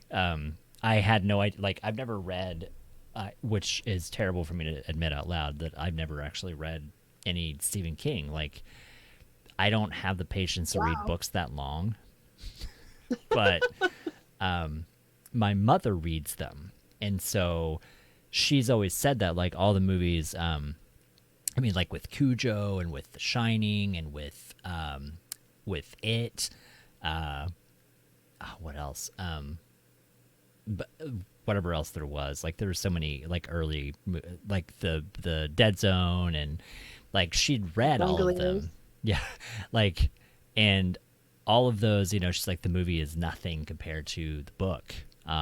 Which they never really are, but yeah, she had said especially with, I guess I don't think I've made her watch the new the second part of it. I had her watch the first part, and it seemed like it was much closer. Pet Cemetery, that was the other one I was thinking of. But I think the new movie was a lot closer to the story than the first one. Well, they had the Ritual of Chud in there, but it's not the right thing. And I wish they would have done the Macroverse. I think that would have been cool. But yeah, it's a lot closer. Yeah.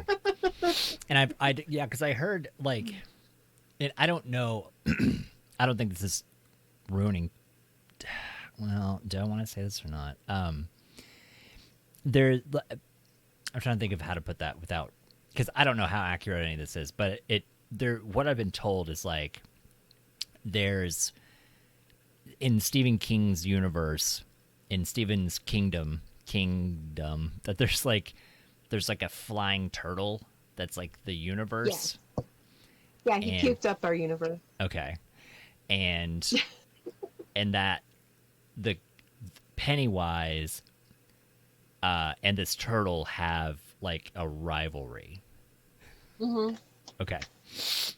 That I didn't want to get too far into it because I don't want to, if people want to see it or whatever. But yeah, like that's about as far as I've gotten into the weirdness of like Stephen King's brain. Jiro's game. Yeah, the whole book takes place in her head because she's just tied to a bed. Right. You know, so it was. I thought they did a really good job with it, portraying it the way that they did, because it really is an interesting story, and it's one of those where it could happen. I mean, you know, if you're into that, but yeah, because it's like how bad would that suck? Especially like it's one thing to be like in your neighborhood or something, like if you have a neighbor nearby, but if it's like you're in the middle of the woods. And the basic idea of Gerald's game is this couple goes off to a remote area, like I don't know, it wasn't quite like a cabin, I don't think, but yeah, like a summer home or something where there's no neighbors, and they're getting into some kink, and she lets him handcuff her to the bed, and then something goes wrong, and he's no longer there to help her get out of the handcuffs, and what do you do? Like that? Yeah, that's terrifying. just that alone. Like they could have made a 5-minute movie and be like, well, that's what happens. Like don't have sex, kids. This is what's going to happen to you.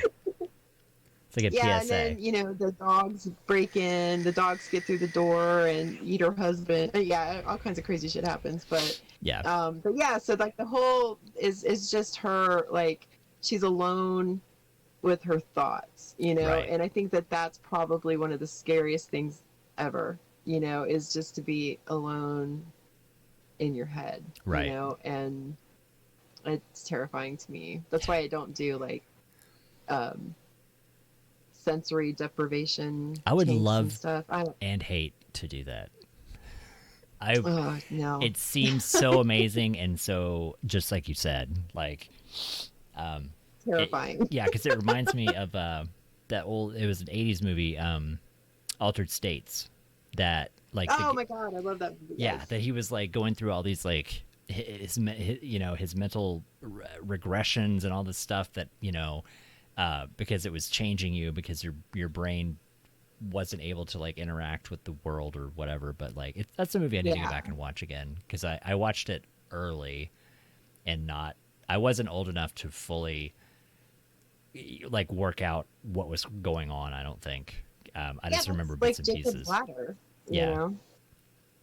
They did a remake. I didn't watch it. There was a remake of Jacob's Ladder. I didn't either. But yeah, I just not too long ago watched Jacob's Ladder again, and I was like, wow, because it's the one of the inspirations for Silent Hill. Oh, really? And the original movie. So yeah, like the train station and stuff like that. Yeah, it's real. You can see the influence from Silent Hill that they got from Jacob's Ladder. But yeah, it's worth rewatching. I was like okay. blown away. I was like, oh my god, And there's so much in this I didn't notice the first time because I was young, you know. who is the guy that played? Who is the guy?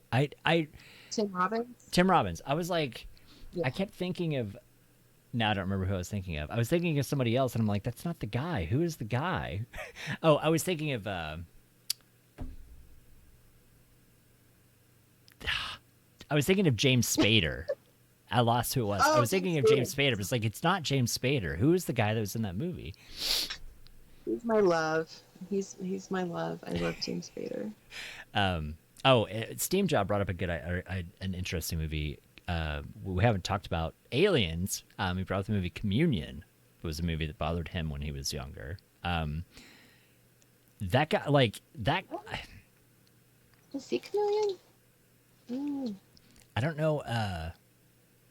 What is it? Whitley Strieber. He's a Splice. You're thinking of Splice? Yeah. Yeah. I don't think that Totally people might different. be getting that movie in my head. Communion was it was back in the 80s. It was Whitley Strieber when he wrote his revolutionary book about his abduction experiences, that he was being abducted out of his like summer home or whatever.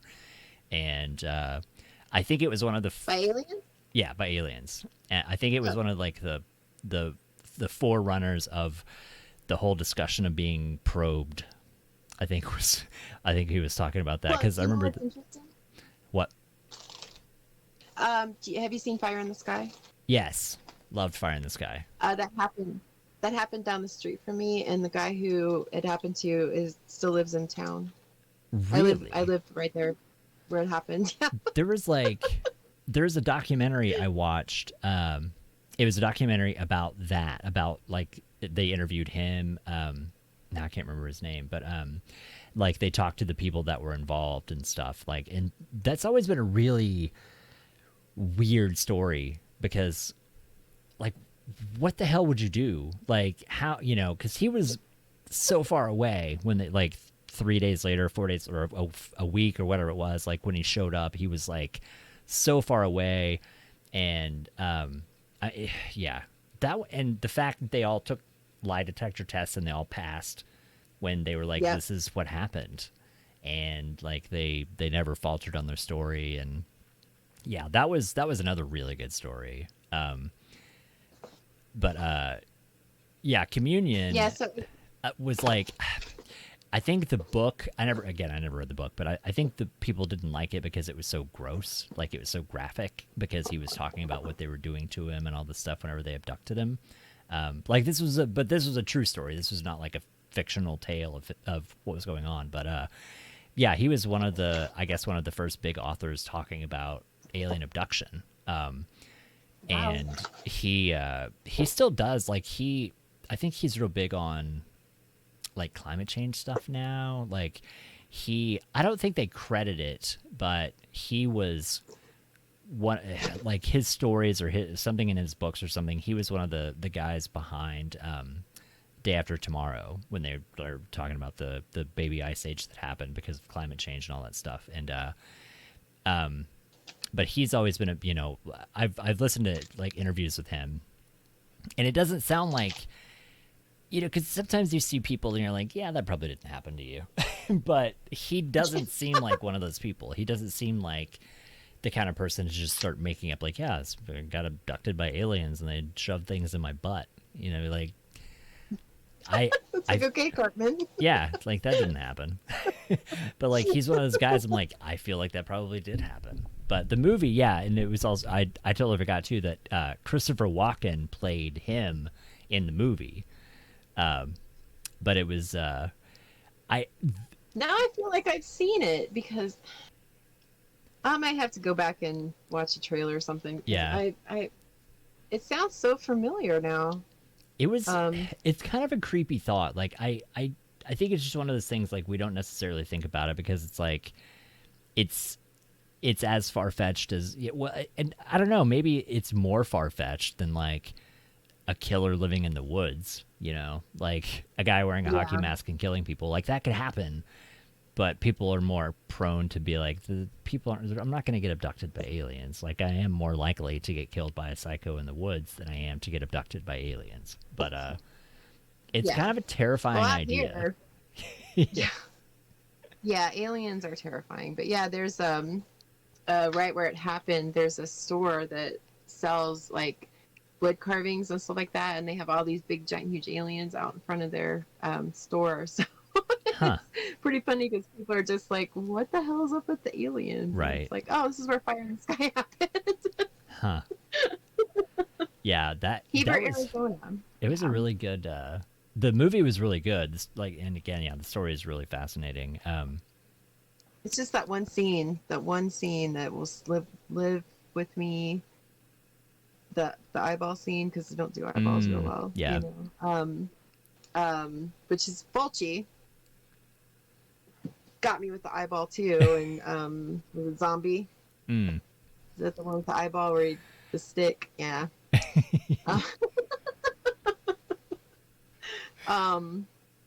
But no, I don't. I'm still trying to think of movies that I don't watch by my. I think it got brought up earlier too, and I forgot. They redid the Stand, Stephen King's The Stand. Have you heard about this yet? I saw that. I have not watched it, so. I think that's probably like the fourth or fifth time they've done this, though, right? I think they've remade that one multiple times. How are you going to replace Rob Lowe and Molly Ringwald? I mean, really? But I don't think I've ever. And I think that's actually, and you can correct me, that I think that's probably a story that's better read than for them to try to explain it in a movie. Yes. Because it's like a great book 2,000-page book or whatever, right? Yeah, it's a giant book, but it's the thing about Stephen King books is they're really long, but you really he does character development really well. I think so anyway. So you get kind of wrapped up in the story. So it's not like it, is like a 2,000-page book, right.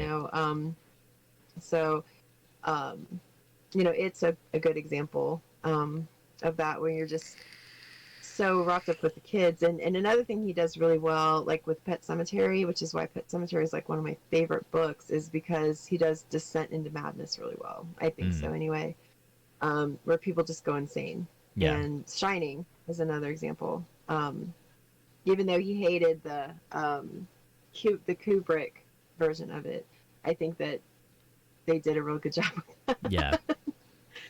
I would like to visit that hotel. I would like to, and I would also not like to visit that hotel. You've been there? I've been there. How was it? Yeah, it's the Stanley. It's the Stanley in Estes Park, Colorado. The Shining movie is not that hotel. That's a different hotel, but it's like a mixture of like a bunch of hotels and a set design. Like if you notice like the carpet and stuff like that, the Apollo, all that. But the actual hotel that The Shining was written in is the Stanley Hotel in Estes Park, Colorado. I've been there. It's a beautiful hotel. But yeah, you can go on tours and they talk all about it, and it's a beautiful hotel. And I want to stay there because you can stay in the room Stephen King stayed in, the haunted room, and so I want to do that at some point. But yeah, it's a beautiful hotel. In a beautifully quaint little town that has a really cool candy shop. And we went there. We were at HearstCon when we went to the Stanley. And so now, the Stand is. I don't even know. I don't know enough about the Stand to even understand it.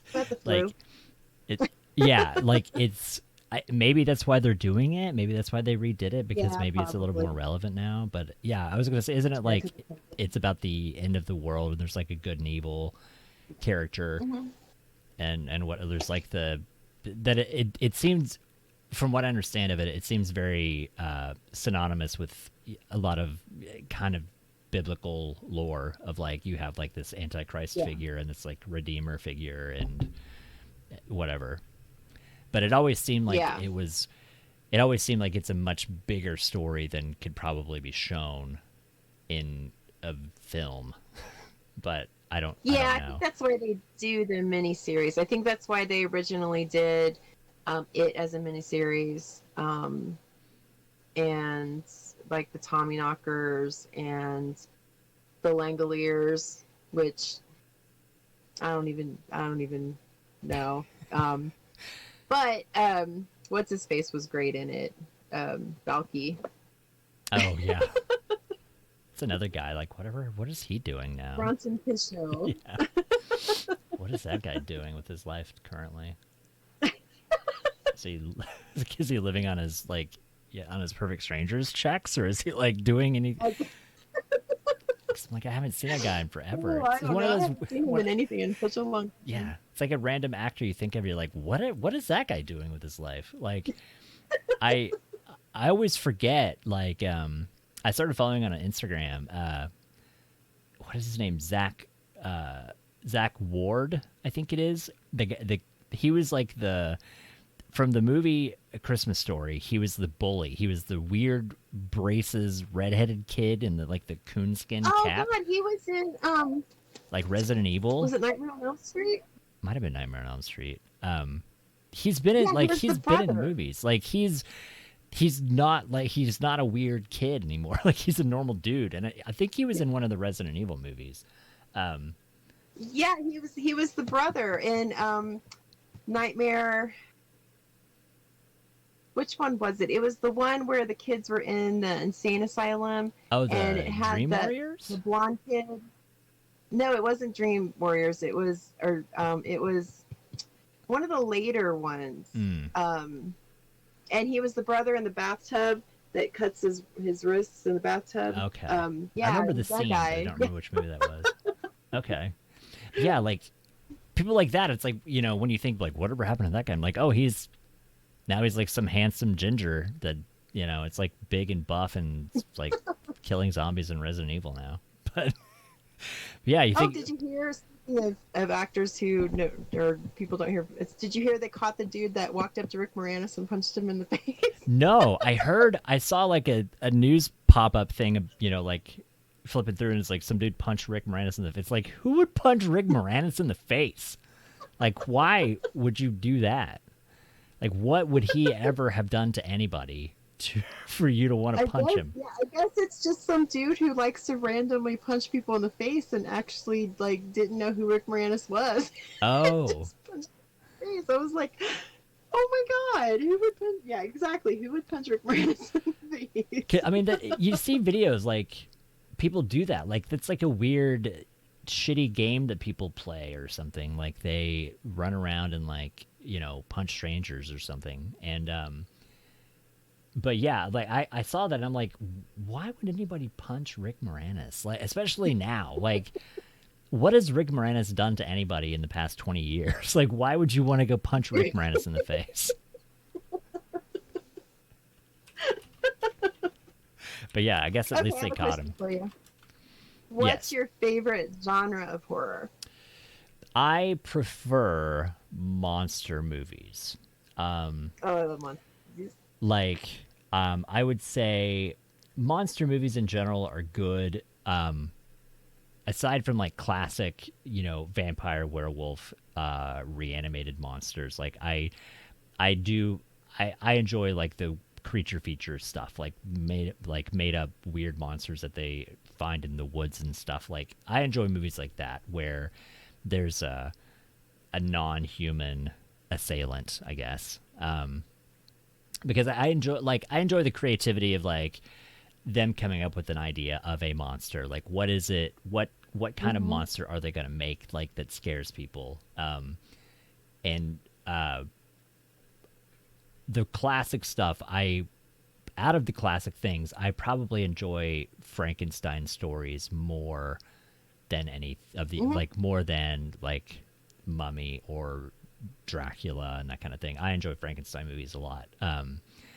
And there's not a whole lot of them. Like, I mean, most of the remake Frankenstein movies usually aren't great, but I did see one that was a found footage film, and it's called The Frankenstein Theory.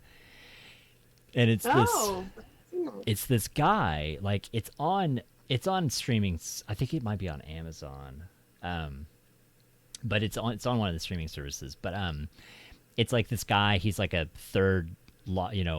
relative, like a third generation relative or whatever, and thinks that his relative was Victor Frankenstein, and then he's like, this guy, like the whole idea was like this guy created like this superhuman that doesn't age, he doesn't get diseased, he blah blah blah blah, like all these things that they talk about with Frankenstein monster. And it's like, he could still be out there. If his idea was like, if this was real, this thing could still be out, he could still exist, like he wouldn't be dead because he wouldn't die by normal conventional age and sickness and whatever. And it's like this mockumentary of like them going on this expedition to go track down this monster. And like there are weird sightings, like very random news articles of people seeing this person living in the woods or whatever. And like, so it's like this movie about him following this trail of evidence to go track down the monster. And and it's really good. Like, it was surprisingly good. It's not the best, but as far as like a Frankenstein idea movie, it was really, really good. And I would definitely Did you like recommend Troll Hunter? I loved Troll Hunter. Like, Troll Hunter was so good. And I don't even know why. It was one of those, like, I saw and I'm like, I don't dislike subtitled movies. I prefer movies that I don't have to read. Just because, like, if I'm watching it at home, I am more likely to be distracted. And so, like, you've really got to find time to sit down. Like, you've got to break all distractions to be able to watch a subtitle movie. Yeah. And so it's sometimes hard to do that. And but yeah, I mean, it was like, I think it's been out for like 10 years now or something. But it was so good. Like, just the idea that they treated it like, I mean, it was like a mockumentary movie that they're like, yeah, they're real. Like, we know about it. And there's just trolls. Yep. And that they it was like scientific in bits and pieces, like, oh, this happens because of this, and this is because of that. And, and I'm like, that's really well thought out. And, yeah, Troll Hunter was really, really good. As far as like weird, random foreign movies, like, it was one of the really good movies. Yeah, I really enjoyed that one. I thought it was really just imaginative and really well done, so. But, I mean, as opposed to things like Cloverfield or, right.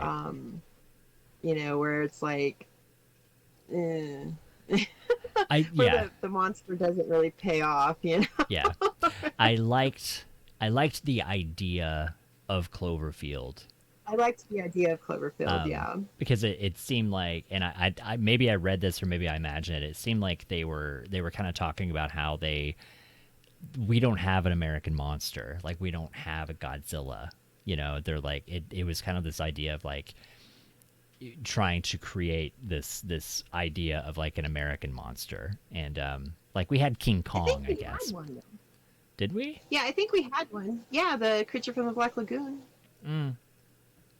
I guess maybe like a larger than life giant monster, but yeah.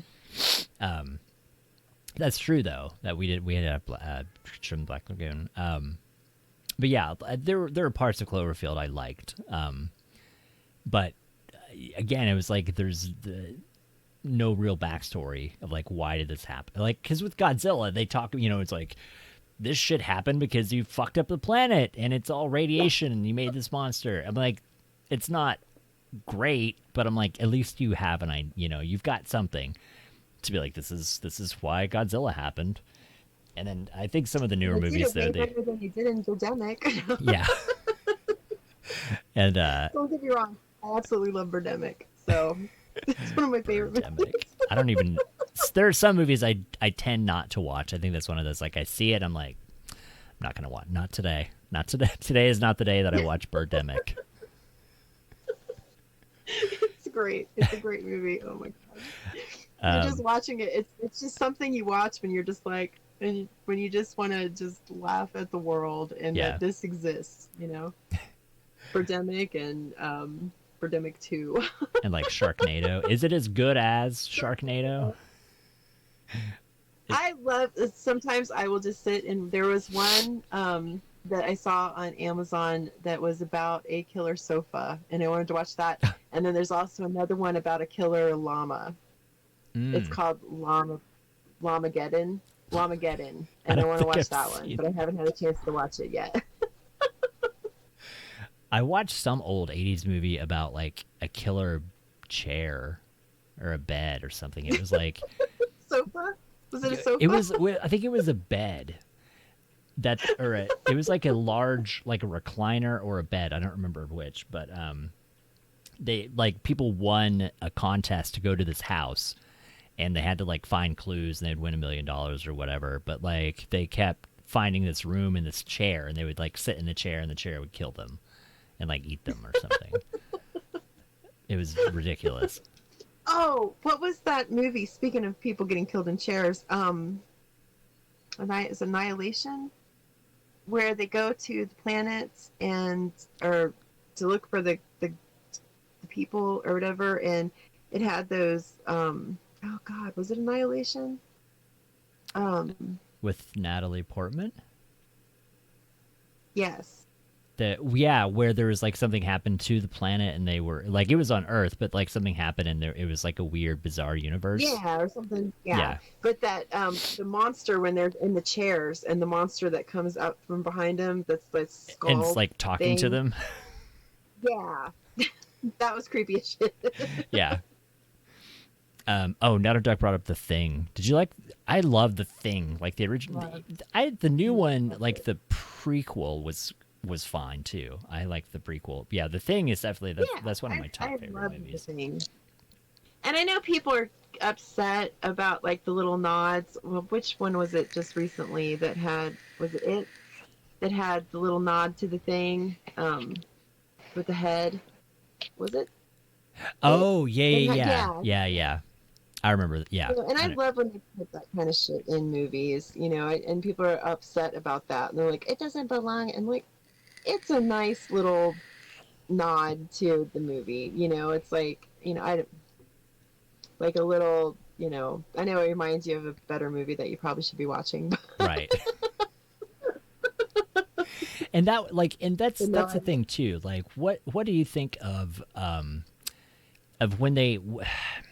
I guess this kind of more relates to story to film movies, because you don't really have the background. But like, it was pointed out to me in it. They did so, I guess, more in the new one than they did in the other. But that the kids were like, they had fears of certain things, and that the clown was actually acting on those fears. That like, one of them was afraid of werewolves, and like one of them was afraid of something, and one of the, you know, like they all, and the clown played to those fears. And they show, because I remember like they show little glimpses of it in the remake. Like they do little tiny flashes of like I think there was a scene where when Pennywise, like he had like a werewolf hand, or he had like werewolf claws or something coming out of the glove.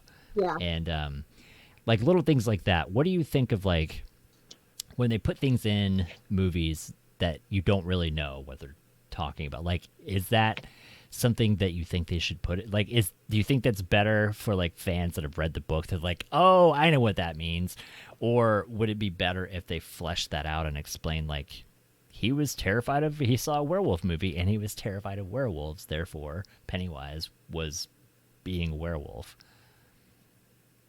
I think that, well, with it specifically, I think that they did a good job explaining that, like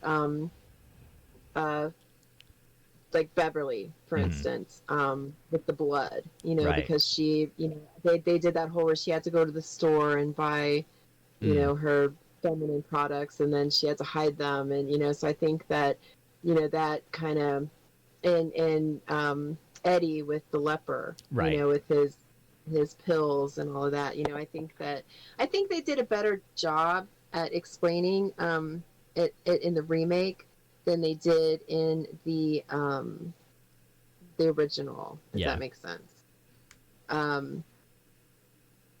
And I'm trying to think of like the other kids. I think they screwed up with the when they switched Ben with Mike, because it really didn't make sense when Mike was the one who stayed and they didn't actually flesh that out. It just seems like they didn't quite know what to do with Mike, so they just kind of threw him in there. Yeah. So, if that makes sense. But like I was talking about this the other day with Prometheus with a friend of mine, because like I didn't really care for Prometheus all that much, but it's because you have to do so much extra research than Right. what was in the movie, because I do agree with you. I think that movies should be self-contained, Right. and they should tell you all the information that you need to know to enjoy the movie, or at least follow the movie, which is like what we were talking about with like Exorcist earlier, where it's like, if you have no idea what the hell is happening, how can you enjoy the movie? Right. But yeah, I don't like that.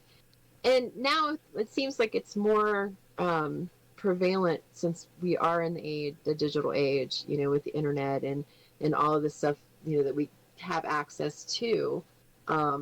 So you can go look stuff up and watch, stuff on the internet and all of this crazy stuff. But I don't like it. I think that they should contain their movie, unless it's a sequel or something, But yeah, you shouldn't have to go read a bunch of websites and do all this stuff to enjoy a movie, I don't think. So what? Now I'm curious. What was it that you did not like about Prometheus? That it thought I was stupid. And by that I mean they're scientists. Okay, we're supposed to believe that these people are scientists. So, when they just show up on a planet and they just take their helmets off and just like in the one part where the little alien thing popped up and the dude like took off his helmet and wanted to like kiss the alien or something. Yeah, they're just like trying to pet the little weird snake thing. The cartographers, they like had no idea what the hell was happening, and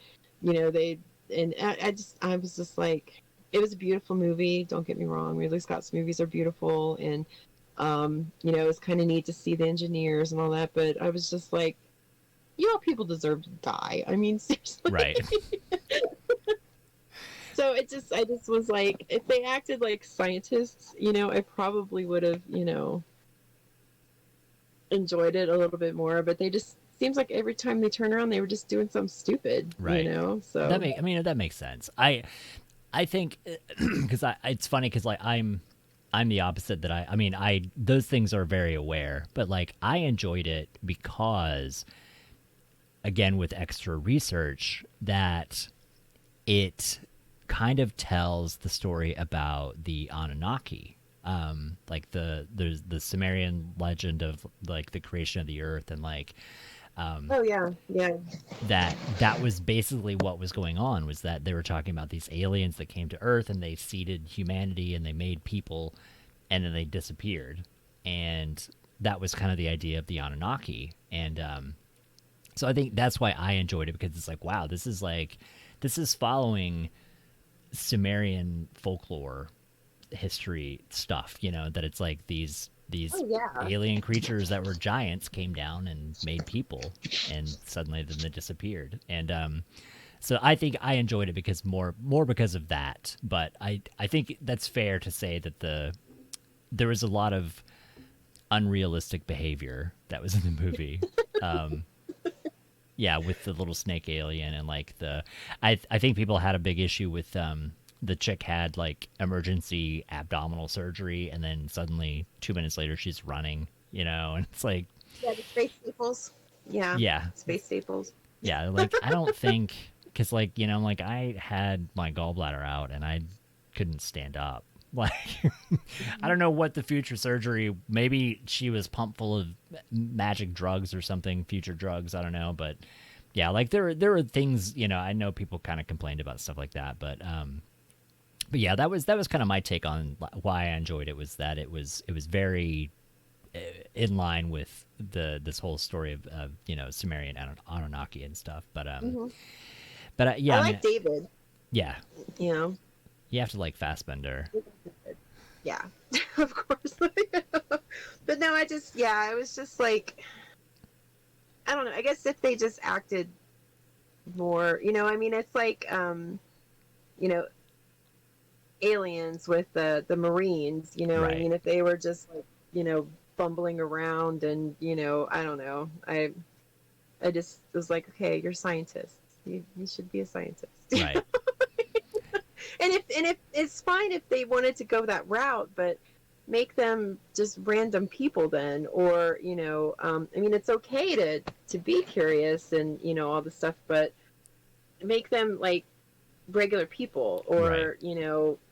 Something else that doesn't require a science background. Yeah. Yeah. And Indiana Scones brought up like scientists may be book smart, but may do questionable things in the realm of common sense. I mean, and that's fair. I mean, I think that's fair as true. well. That maybe because I've known people that are too smart to have common sense, so that part that's not too far off. Yeah, I've known quite a few people. Right. Yeah, I that was kind of my enjoyment with that movie, was just more that it felt very much like a story about the Anunnaki and not so much an alien prequel movie. I mean, and I think maybe there was probably too much. I mean, because they made a sequel, but the sequel doesn't really go into the whys, I guess. But it seems like there was a lot more story that they could be telling in that movie, like for it to lead into being an alien prequel. That I think there's probably a lot more story that they needed to kind of flesh out, rather than like. Well, then maybe you can explain it, because I know I shouldn't be bringing up Resurrection. Is that what it was called? The one with whiny ass Winona Ryder in it. Oh yeah. But the when the alien mixed with humans, I guess. I mean, that thing that they called an alien. Right. Okay, so why did that turn into that monster? But when the xenomorphs like come out of other humans, they're xenomorphs. And I'm like, well, wouldn't like the first one have to look more like that hybrid than the actual xenomorphs that were busting out of people's chests for the rest of the movie? So I was like, I don't know. I maybe I'm just thinking too much about the aliens. I think okay, and I'm not even a self-proclaimed expert.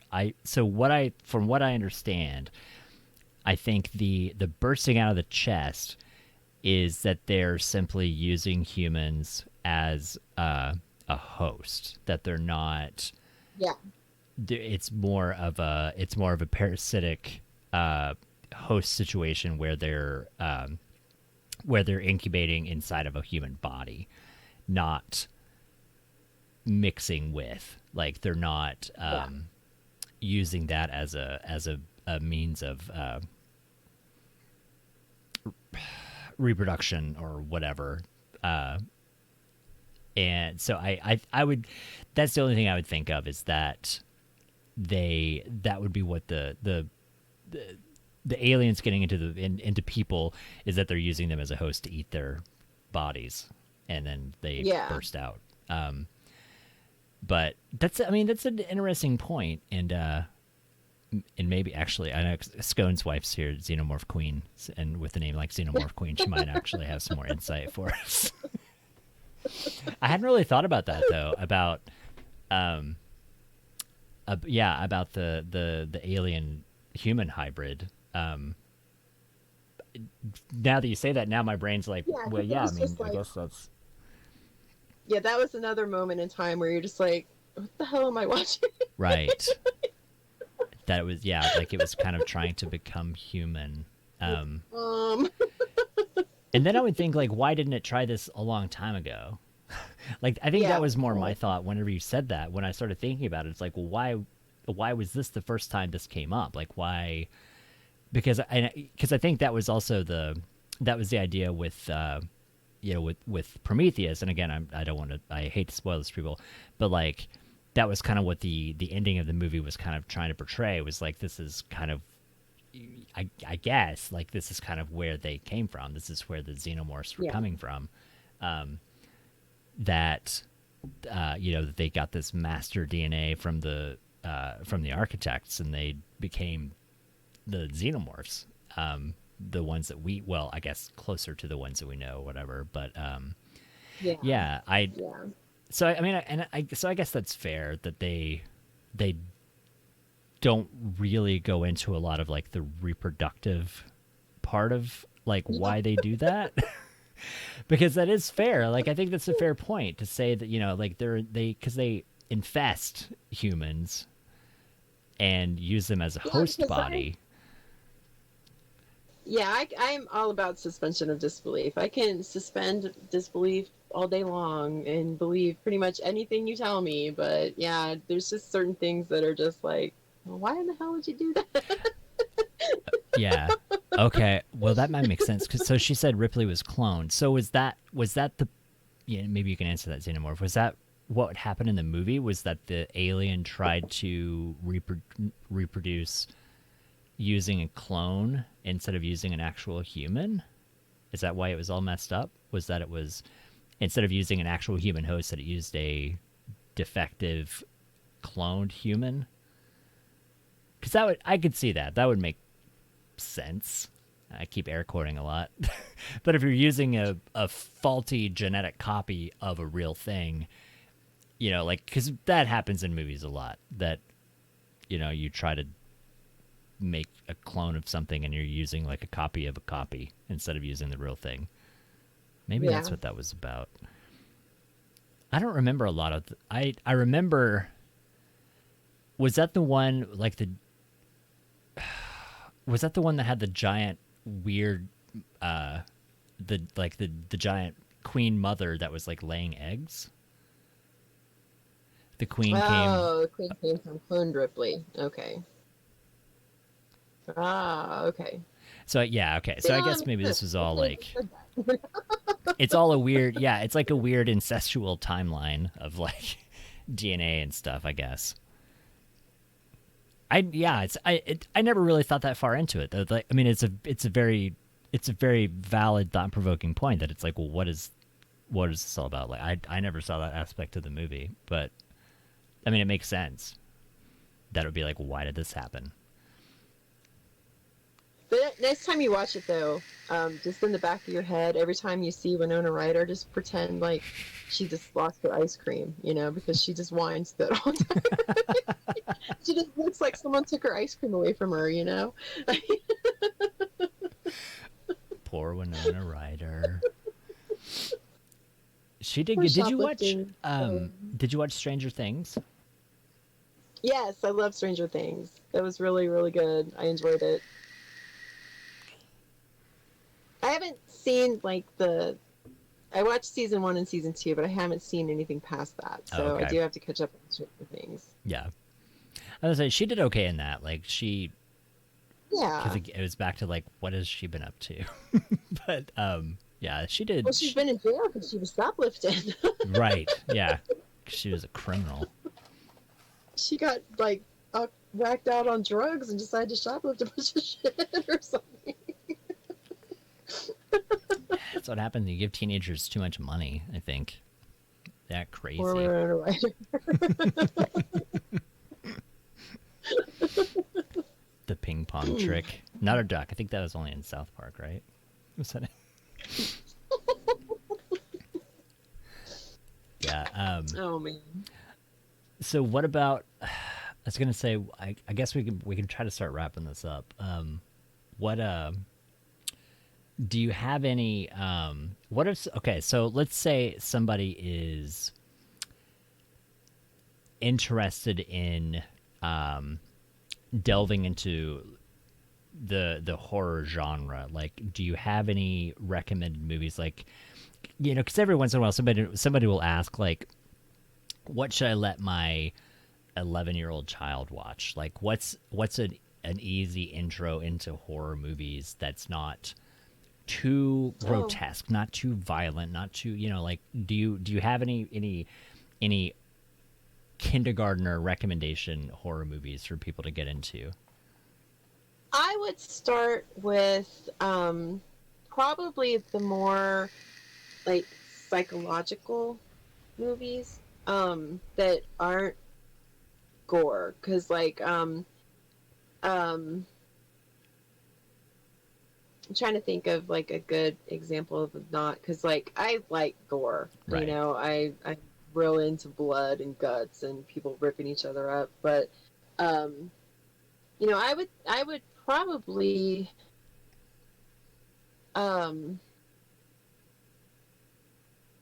now the examples have just shot out of my head. Probably I would start with like Jacob's Ladder is a good one.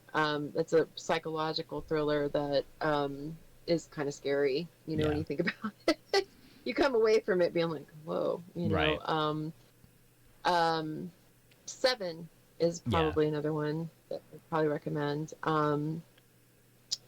If you can get past the lust murder. Right. Right. Seven is such a good movie. I love Seven. Oh my god, it's one of my favorites. Secret Window is probably another one. I love that one too. Yeah. Which is another Stephen King movie, actually. And even I would even recommend anything from like the 80s. So Halloween is a good place to. I love Halloween. Even Season of the Witch. I'm sorry, I love Season of the Witch. Such a bizarre movie, but yeah, it and so just I would probably try and look at different genres, monster movies and slashers and the psychological ones and the serial killer ones, and and just kind of see, like, try them all, because when you think horror, most people just think slasher movies. They don't know that there's more than one genre out there that's considered horror. Right. And even certain animes are horror. Like Vampire Hunter D and Van Helsing and those kinds of things. So it's such a broad category. Right. And even like I guess even Hereditary and those are psychological horrors. Yeah. I guess you would classify them as a psychological horror. Even the old, I would highly recommend the old ones, like M and House on Haunted Hill and the Universal monster movies and anything with Vincent Price in it. Even House of Wax with Vincent Price, one of my favorite movies growing up. Check out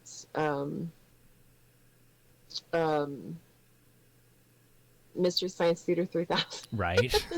And Joe Bob's Drive-In and Elvira. And, there's just so much out there that I'm sure you can find something that you like, and especially like with like the actors, like there's a lot of actors, like we were talking about Brad Dourif's daughter and Tony Todd and Brad Dourif and these actors that are in all different kinds of movies that are in horror movies. If you like a certain actor, see if they're in a horror movie, and check that out. Chris Helmsworth, Cabin in the Woods. Cabin in the Woods is really good. Sigourney Weaver, she's Ghostbusters, Right. That's true. Yeah, Ghostbusters it's a horror movie, kind of. I mean, it's about ghosts. And even the supernatural movies, and TV shows, and like vampires are real popular. Vampires are my favorite. So, but they're real popular these days. You can find them on primetime television. Yeah.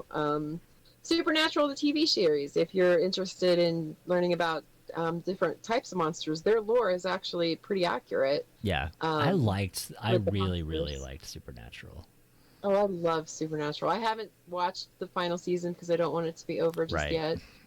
But yeah, I finished it in my heart. I finished it a couple of weeks ago. But yeah, it was one of those like random. I never knew anything about it, and then I started watching it one day, and I'm like, this is actually, like you said, like their lore is actually very educational and very accurate to the source material.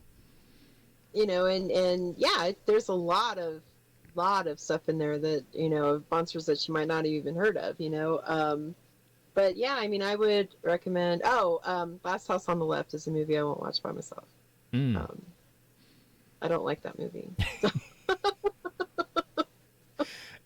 I don't know why that just flew into my head, but yeah, that's one that you probably shouldn't watch.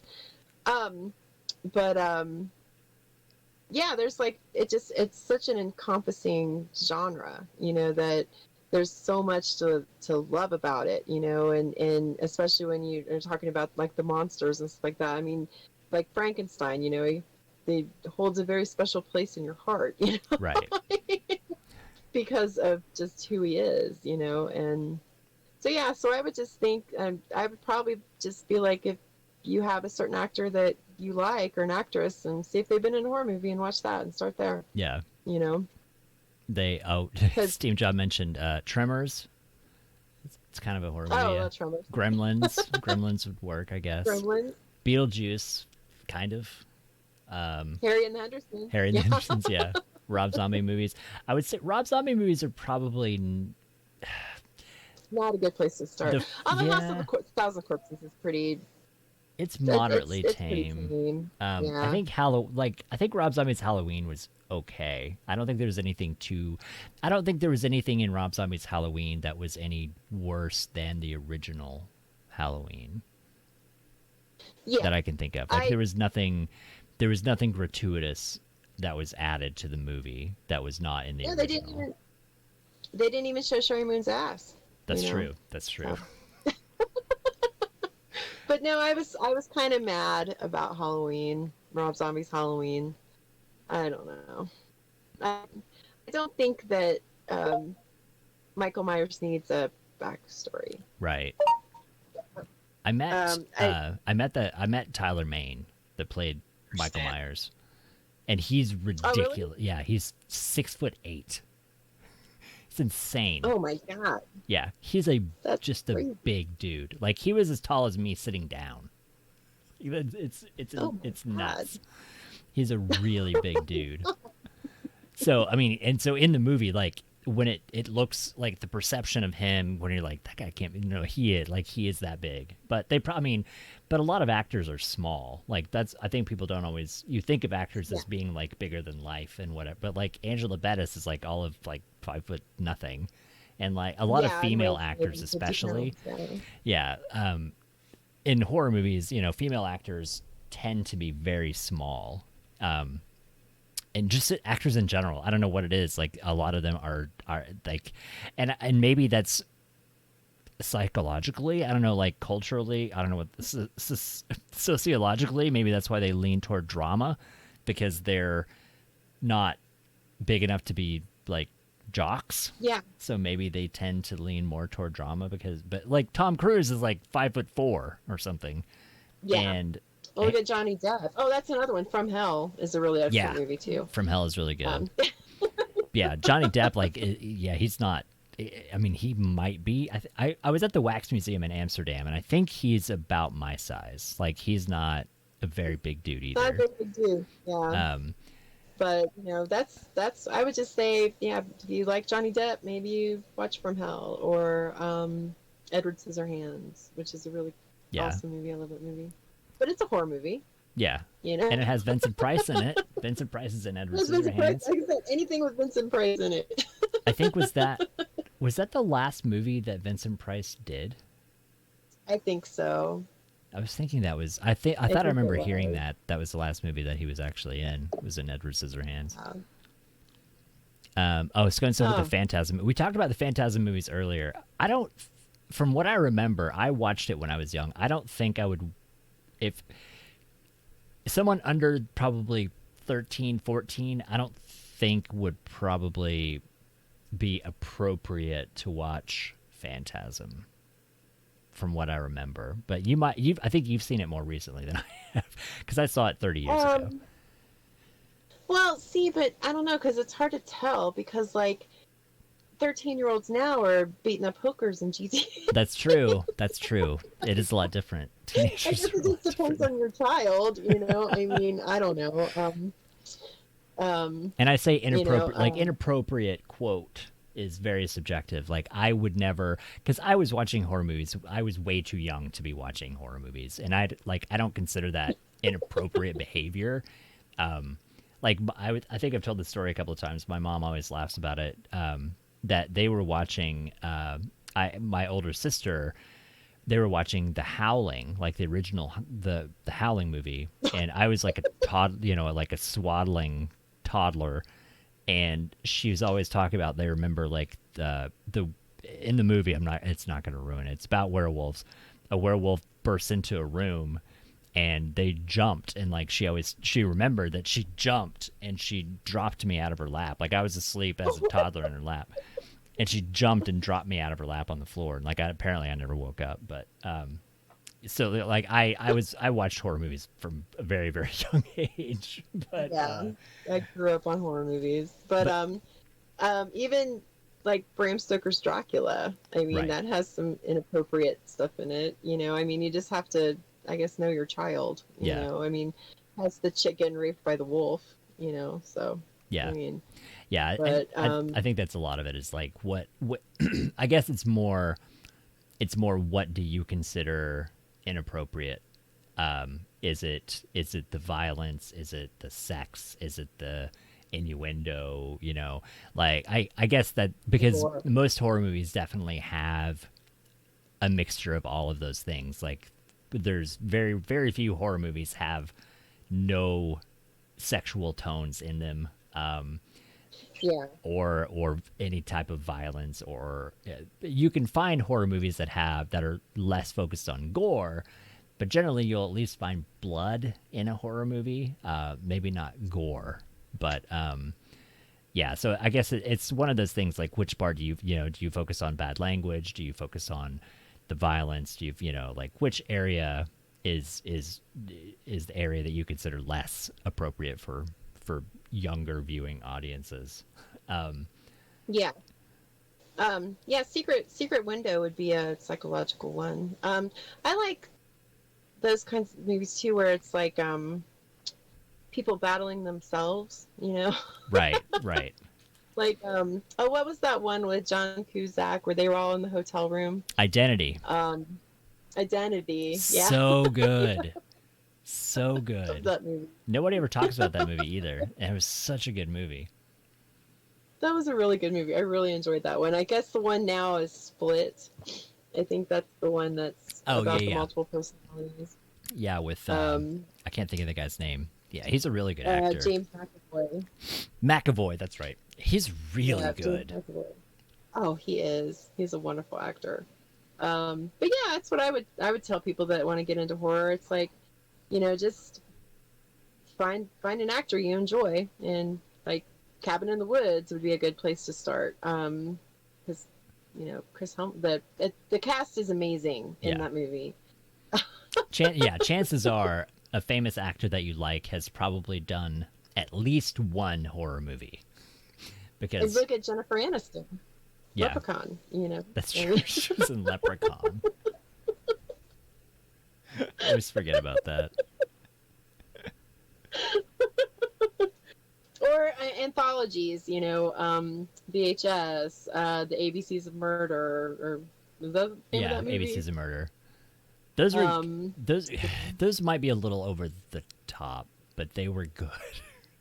They're they were really so good. good. ABCs of Death maybe a little much, but yeah, that one's really good. Especially when it's a tea. Yeah. Yeah. VHS Oh my was God, also that really guy, good. the director of the T one, has a movie called Toilet of the Dead, which is You made me watch that movie. it's an experience. Oh, I did. Did I Yeah. make you watch that movie? Yeah, we talked like with whenever you were doing the show with Brittany, and you were like Oh yeah. you need to Okay. watch It's your Toilet of the Britney. Dead, Okay. and so Yeah, I Toilet did, of the Dead. and it was a movie, it's for sure. It was absolutely a movie. I don't know if it even exists anymore. Like I thought about it the other day, and I got to looking around. I'm like, it's not streaming anywhere. Because I didn't pay for it. It was on like Netflix or something, and I don't think you could find it like anywhere now. That's hilarious. I forgot all about that. I made you watch that. Yeah, that was my homework for me to come on the show like the next week or something. I had to watch Toilet of Oh the yeah, Dead. that's right. Oh my God, I miss those. I think I might bring Horror Autopsy back and just use it for movie reviews or something. Yeah, So. it's a good idea. Zombie strippers. There's a lot of zombie stripper movies, I think. Yeah. Yeah. Or was it Frankenhooker? Frankenhooker. There's usually I guess it's a fair assumption if there's anybody in a bikini on the cover or on the promo poster or something, like that's probably going to be more nudity than it is actual content, like good movie stuff. Although a really good one, if you want to watch movies like that, is May. Yeah, May was really good. You like it? Yeah, May was really good. I really like that one.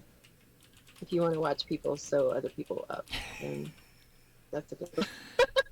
She was so fun too. Like I met her. I think we've talked about that too. I think I'd met Angela Bettis at a horror convention, and it was like the bar was shutting down or something. So like I had very little time to talk to her, but she was really sweet. And I saw her the next day. Like we were She really super is really hungover. sweet. She was like, "Oh God, hey!" And everybody's like, "What did you do last night? Who were you hanging out with?" It was like the same kind of story that it was like, I just happened to be in the right place at the right time, that I got to hang out with her, and I got to hang out with the dude that played the Creeper from Jeepers Creepers. Oh my God, isn't he the sweetest dude? Jonathan Brack. Oh my God. I think of his name. Yeah. And it's so weird because like if you look up Jeepers Creepers, anybody that's seen Jeepers Creepers, also not a bad movie. Not a terrible movie. The guy that plays the monster is like, why does my focus keep fucking up? He's like Hollywood handsome, beautiful guy. Like Yes. a lot And of just which bubbly and because most like people that play monsters are usually like big like cumbersome, like awkward, not handsome people, because they're usually like stuntmen or they're hired because they're just big dudes. And but yeah, when I met him, and I'm like, you play the Creeper? Like that doesn't make any sense. It's one of those people like you. You have a picture. I have a picture of him, and it was hilarious because the security guards, like at the convention, we actually had them come over and like stand like next to him so that it looked like, you know, he had these big bodyguards. Right. He was so much fun. He was just so bubbly and friendly and just happy, and yeah. Yeah, Really... he was really nice. I sat at the bar and drank with him, and yeah, he was really, really cool. And it's what, like, you see people like that, I'm like, it makes you wonder, like, why doesn't he, or maybe he does, I don't know, I haven't looked at his career, but it's like, I feel like he would be, you know, he's like handsome enough to be a regular actor, not like hiding behind a monster mask. But yeah. I guess sometimes people just don't really pop. Yeah, he was super nice. He was really cool. I think the only one that I was so excited to meet that really let me down was Roger from Dawn of the Dead, because I love Roger. I love him, and I just was so excited to meet him. And he was, I don't know if he was just having a bad day, but he was just an asshole. So it really let me down. I was very sad. It is, yeah. That's one of those things too. Sometimes you meet people and you're like, but I don't know. Like I think my asshole story. The person I met that let me down was Doug Bradley, that plays Pinhead from Hellraiser. Yeah. Is a prick. Like, pun Yep. intended still, but like he is just an ass. Very He has a very bad aura. Like he's really like unapproachable. Right. You know.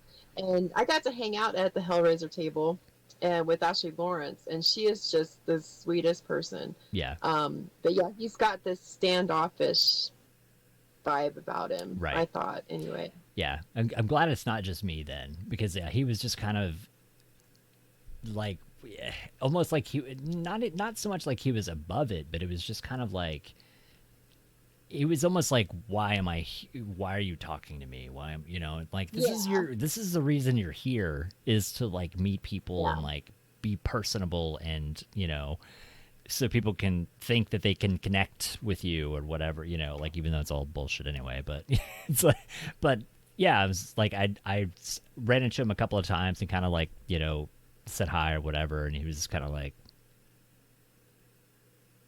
yeah. And someone else that really surprised me, she's super sweet, is Adrienne Barbeau. Super sweet lady, but I was like looking at her. She didn't have any boobs. I was like, where are your boobs?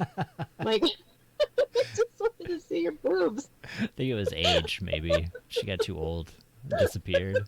But yes, I don't know if it was just the shirt she had on, but I was so disappointed that she didn't have these big knockers, Right. So Yeah, she was at the convention, the last one I went to, and my uncle would always joke, and he said they used to call her Adrienne Barboobie because of all the movies that she did.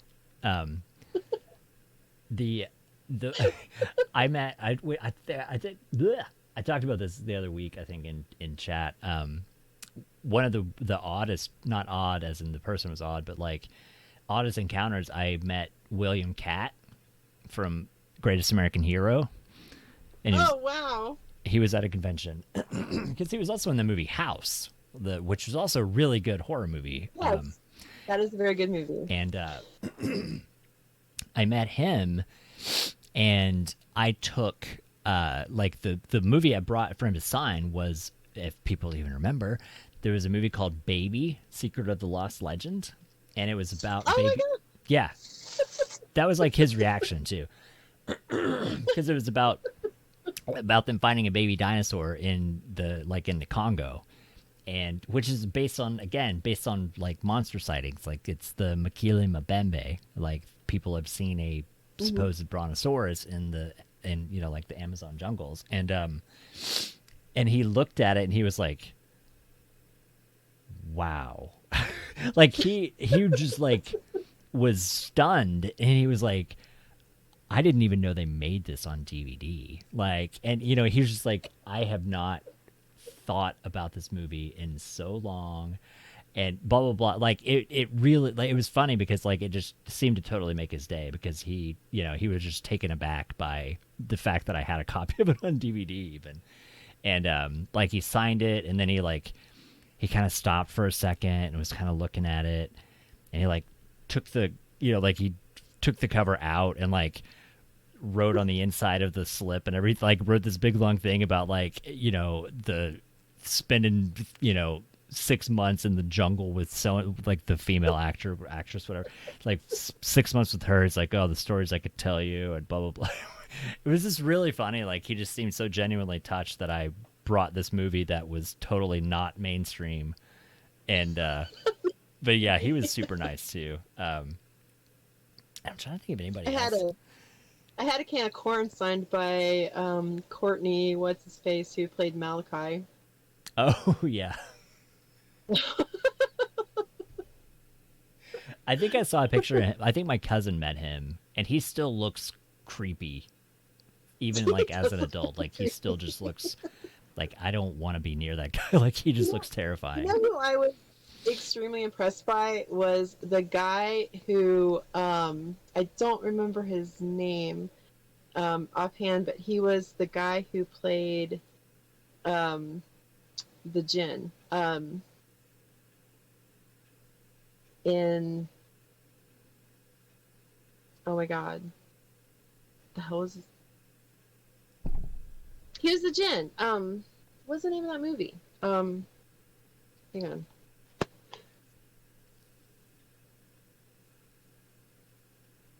Do you know what I'm talking about? I am thinking of multiple movies that involve Jin. We were talking about Supernatural, and I kept thinking of Supernatural. Wishmaster. Okay. What's the guy name? with like, doesn't he have like the big weird creepy smile like in the posters? Yes. And what's his name? Hold on, let me see his name. But he speaks like 7 languages, and I saw him as we were like leaving the convention floor on this one convention, and so I just saw him, like, do you really speak like 7 languages? He's like, not well, but yeah, I do. You know? So he actually like walked me to my room and stuff, and he was very gentlemanly, and he was just like, I just can't let a girl walk by herself to a strange hotel, you know. And I was just like, oh, that's very nice. Yeah, so he was really like gentlemanly and nice, and I probably should have bought something from his table, but I never made it back to his table the rest of the convention. Right. I think sometimes these people enjoy like being treated like people. I've noticed like that was one thing when the conventions that I've gone to is like, if you treat them like a person, I think they probably appreciate that more than just like gushing and losing your mind. Which I'm sure, because like that's probably all they get, you know. But like I would just try to you know, when I would meet people, I'd just be like, hey, I thank you for what you do. I appreciate what you do, and you know, and then you kind of move on. And then it's like, I think that's especially. That kind of goes into other categories. I know Indiana Scones was talking about meeting Henry Rollins, and Rollins is super nice. But like people like that, like if you just tell them you appreciate what they do, and you know, instead of like trying to reenact their movies and like tell them the lines and like repeating lines back to them and things like that, like just tell them you appreciate what they do. And I think that probably has a better impression than being weird. Like that's the thing too, is if you meet a celebrity, don't be weird. Just do your best not to be weird. Yeah, because that's yeah.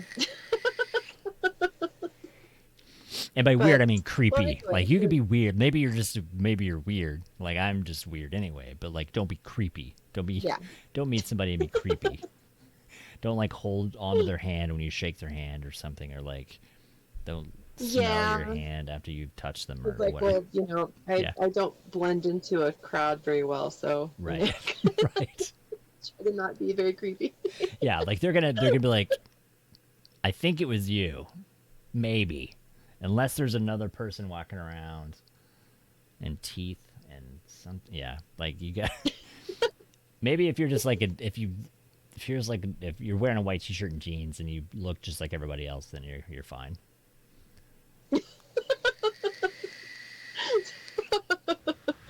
But anyway, well, thank you so much for having me on your show. I know you wanted to wrap it up, so. Well, thank you for being here. Thank you for coming on. It's good to catch up, and we'll have to do this again once there's like, it's kind of been a dry spell for movies.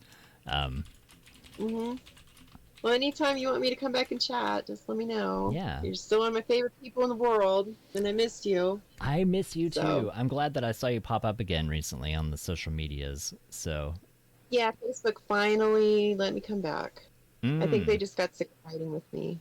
So. I was worrying about that because, like, it's one of those things like you think about, but you don't. It's like you think about, but you don't think about, and like, because when I saw you, I'm like, it just kind of hit me. I'm like, I haven't seen you online in a long time, but like, you know what I mean? Like, it wasn't that. Obviously, I noticed that you were gone, but like, it didn't register until I saw that. Yeah. Yeah, I was fighting with them over my name again. It happens every couple of years. They get a big bee in their bonnet, and don't want to let me have my name. So Yeah. so I was fighting with them, and I think they just got tired of me and let me just go. Nice. Well, I'm glad you're back. Yeah, we'll definitely have to do this again, and hopefully we can have some more movies that have come out and have some more discussions and more. I mean, like there's no good content that's been out, so hopefully we can get. Hopefully there's some new It's stuff. been a dry spell. Yeah. All right. Well, you all have a wonderful night. Thank you so much for letting me come on. Well, thank you for being here. I miss you. I'll talk to you soon. Okay. All right. Bye, everybody. Thank you. Bye.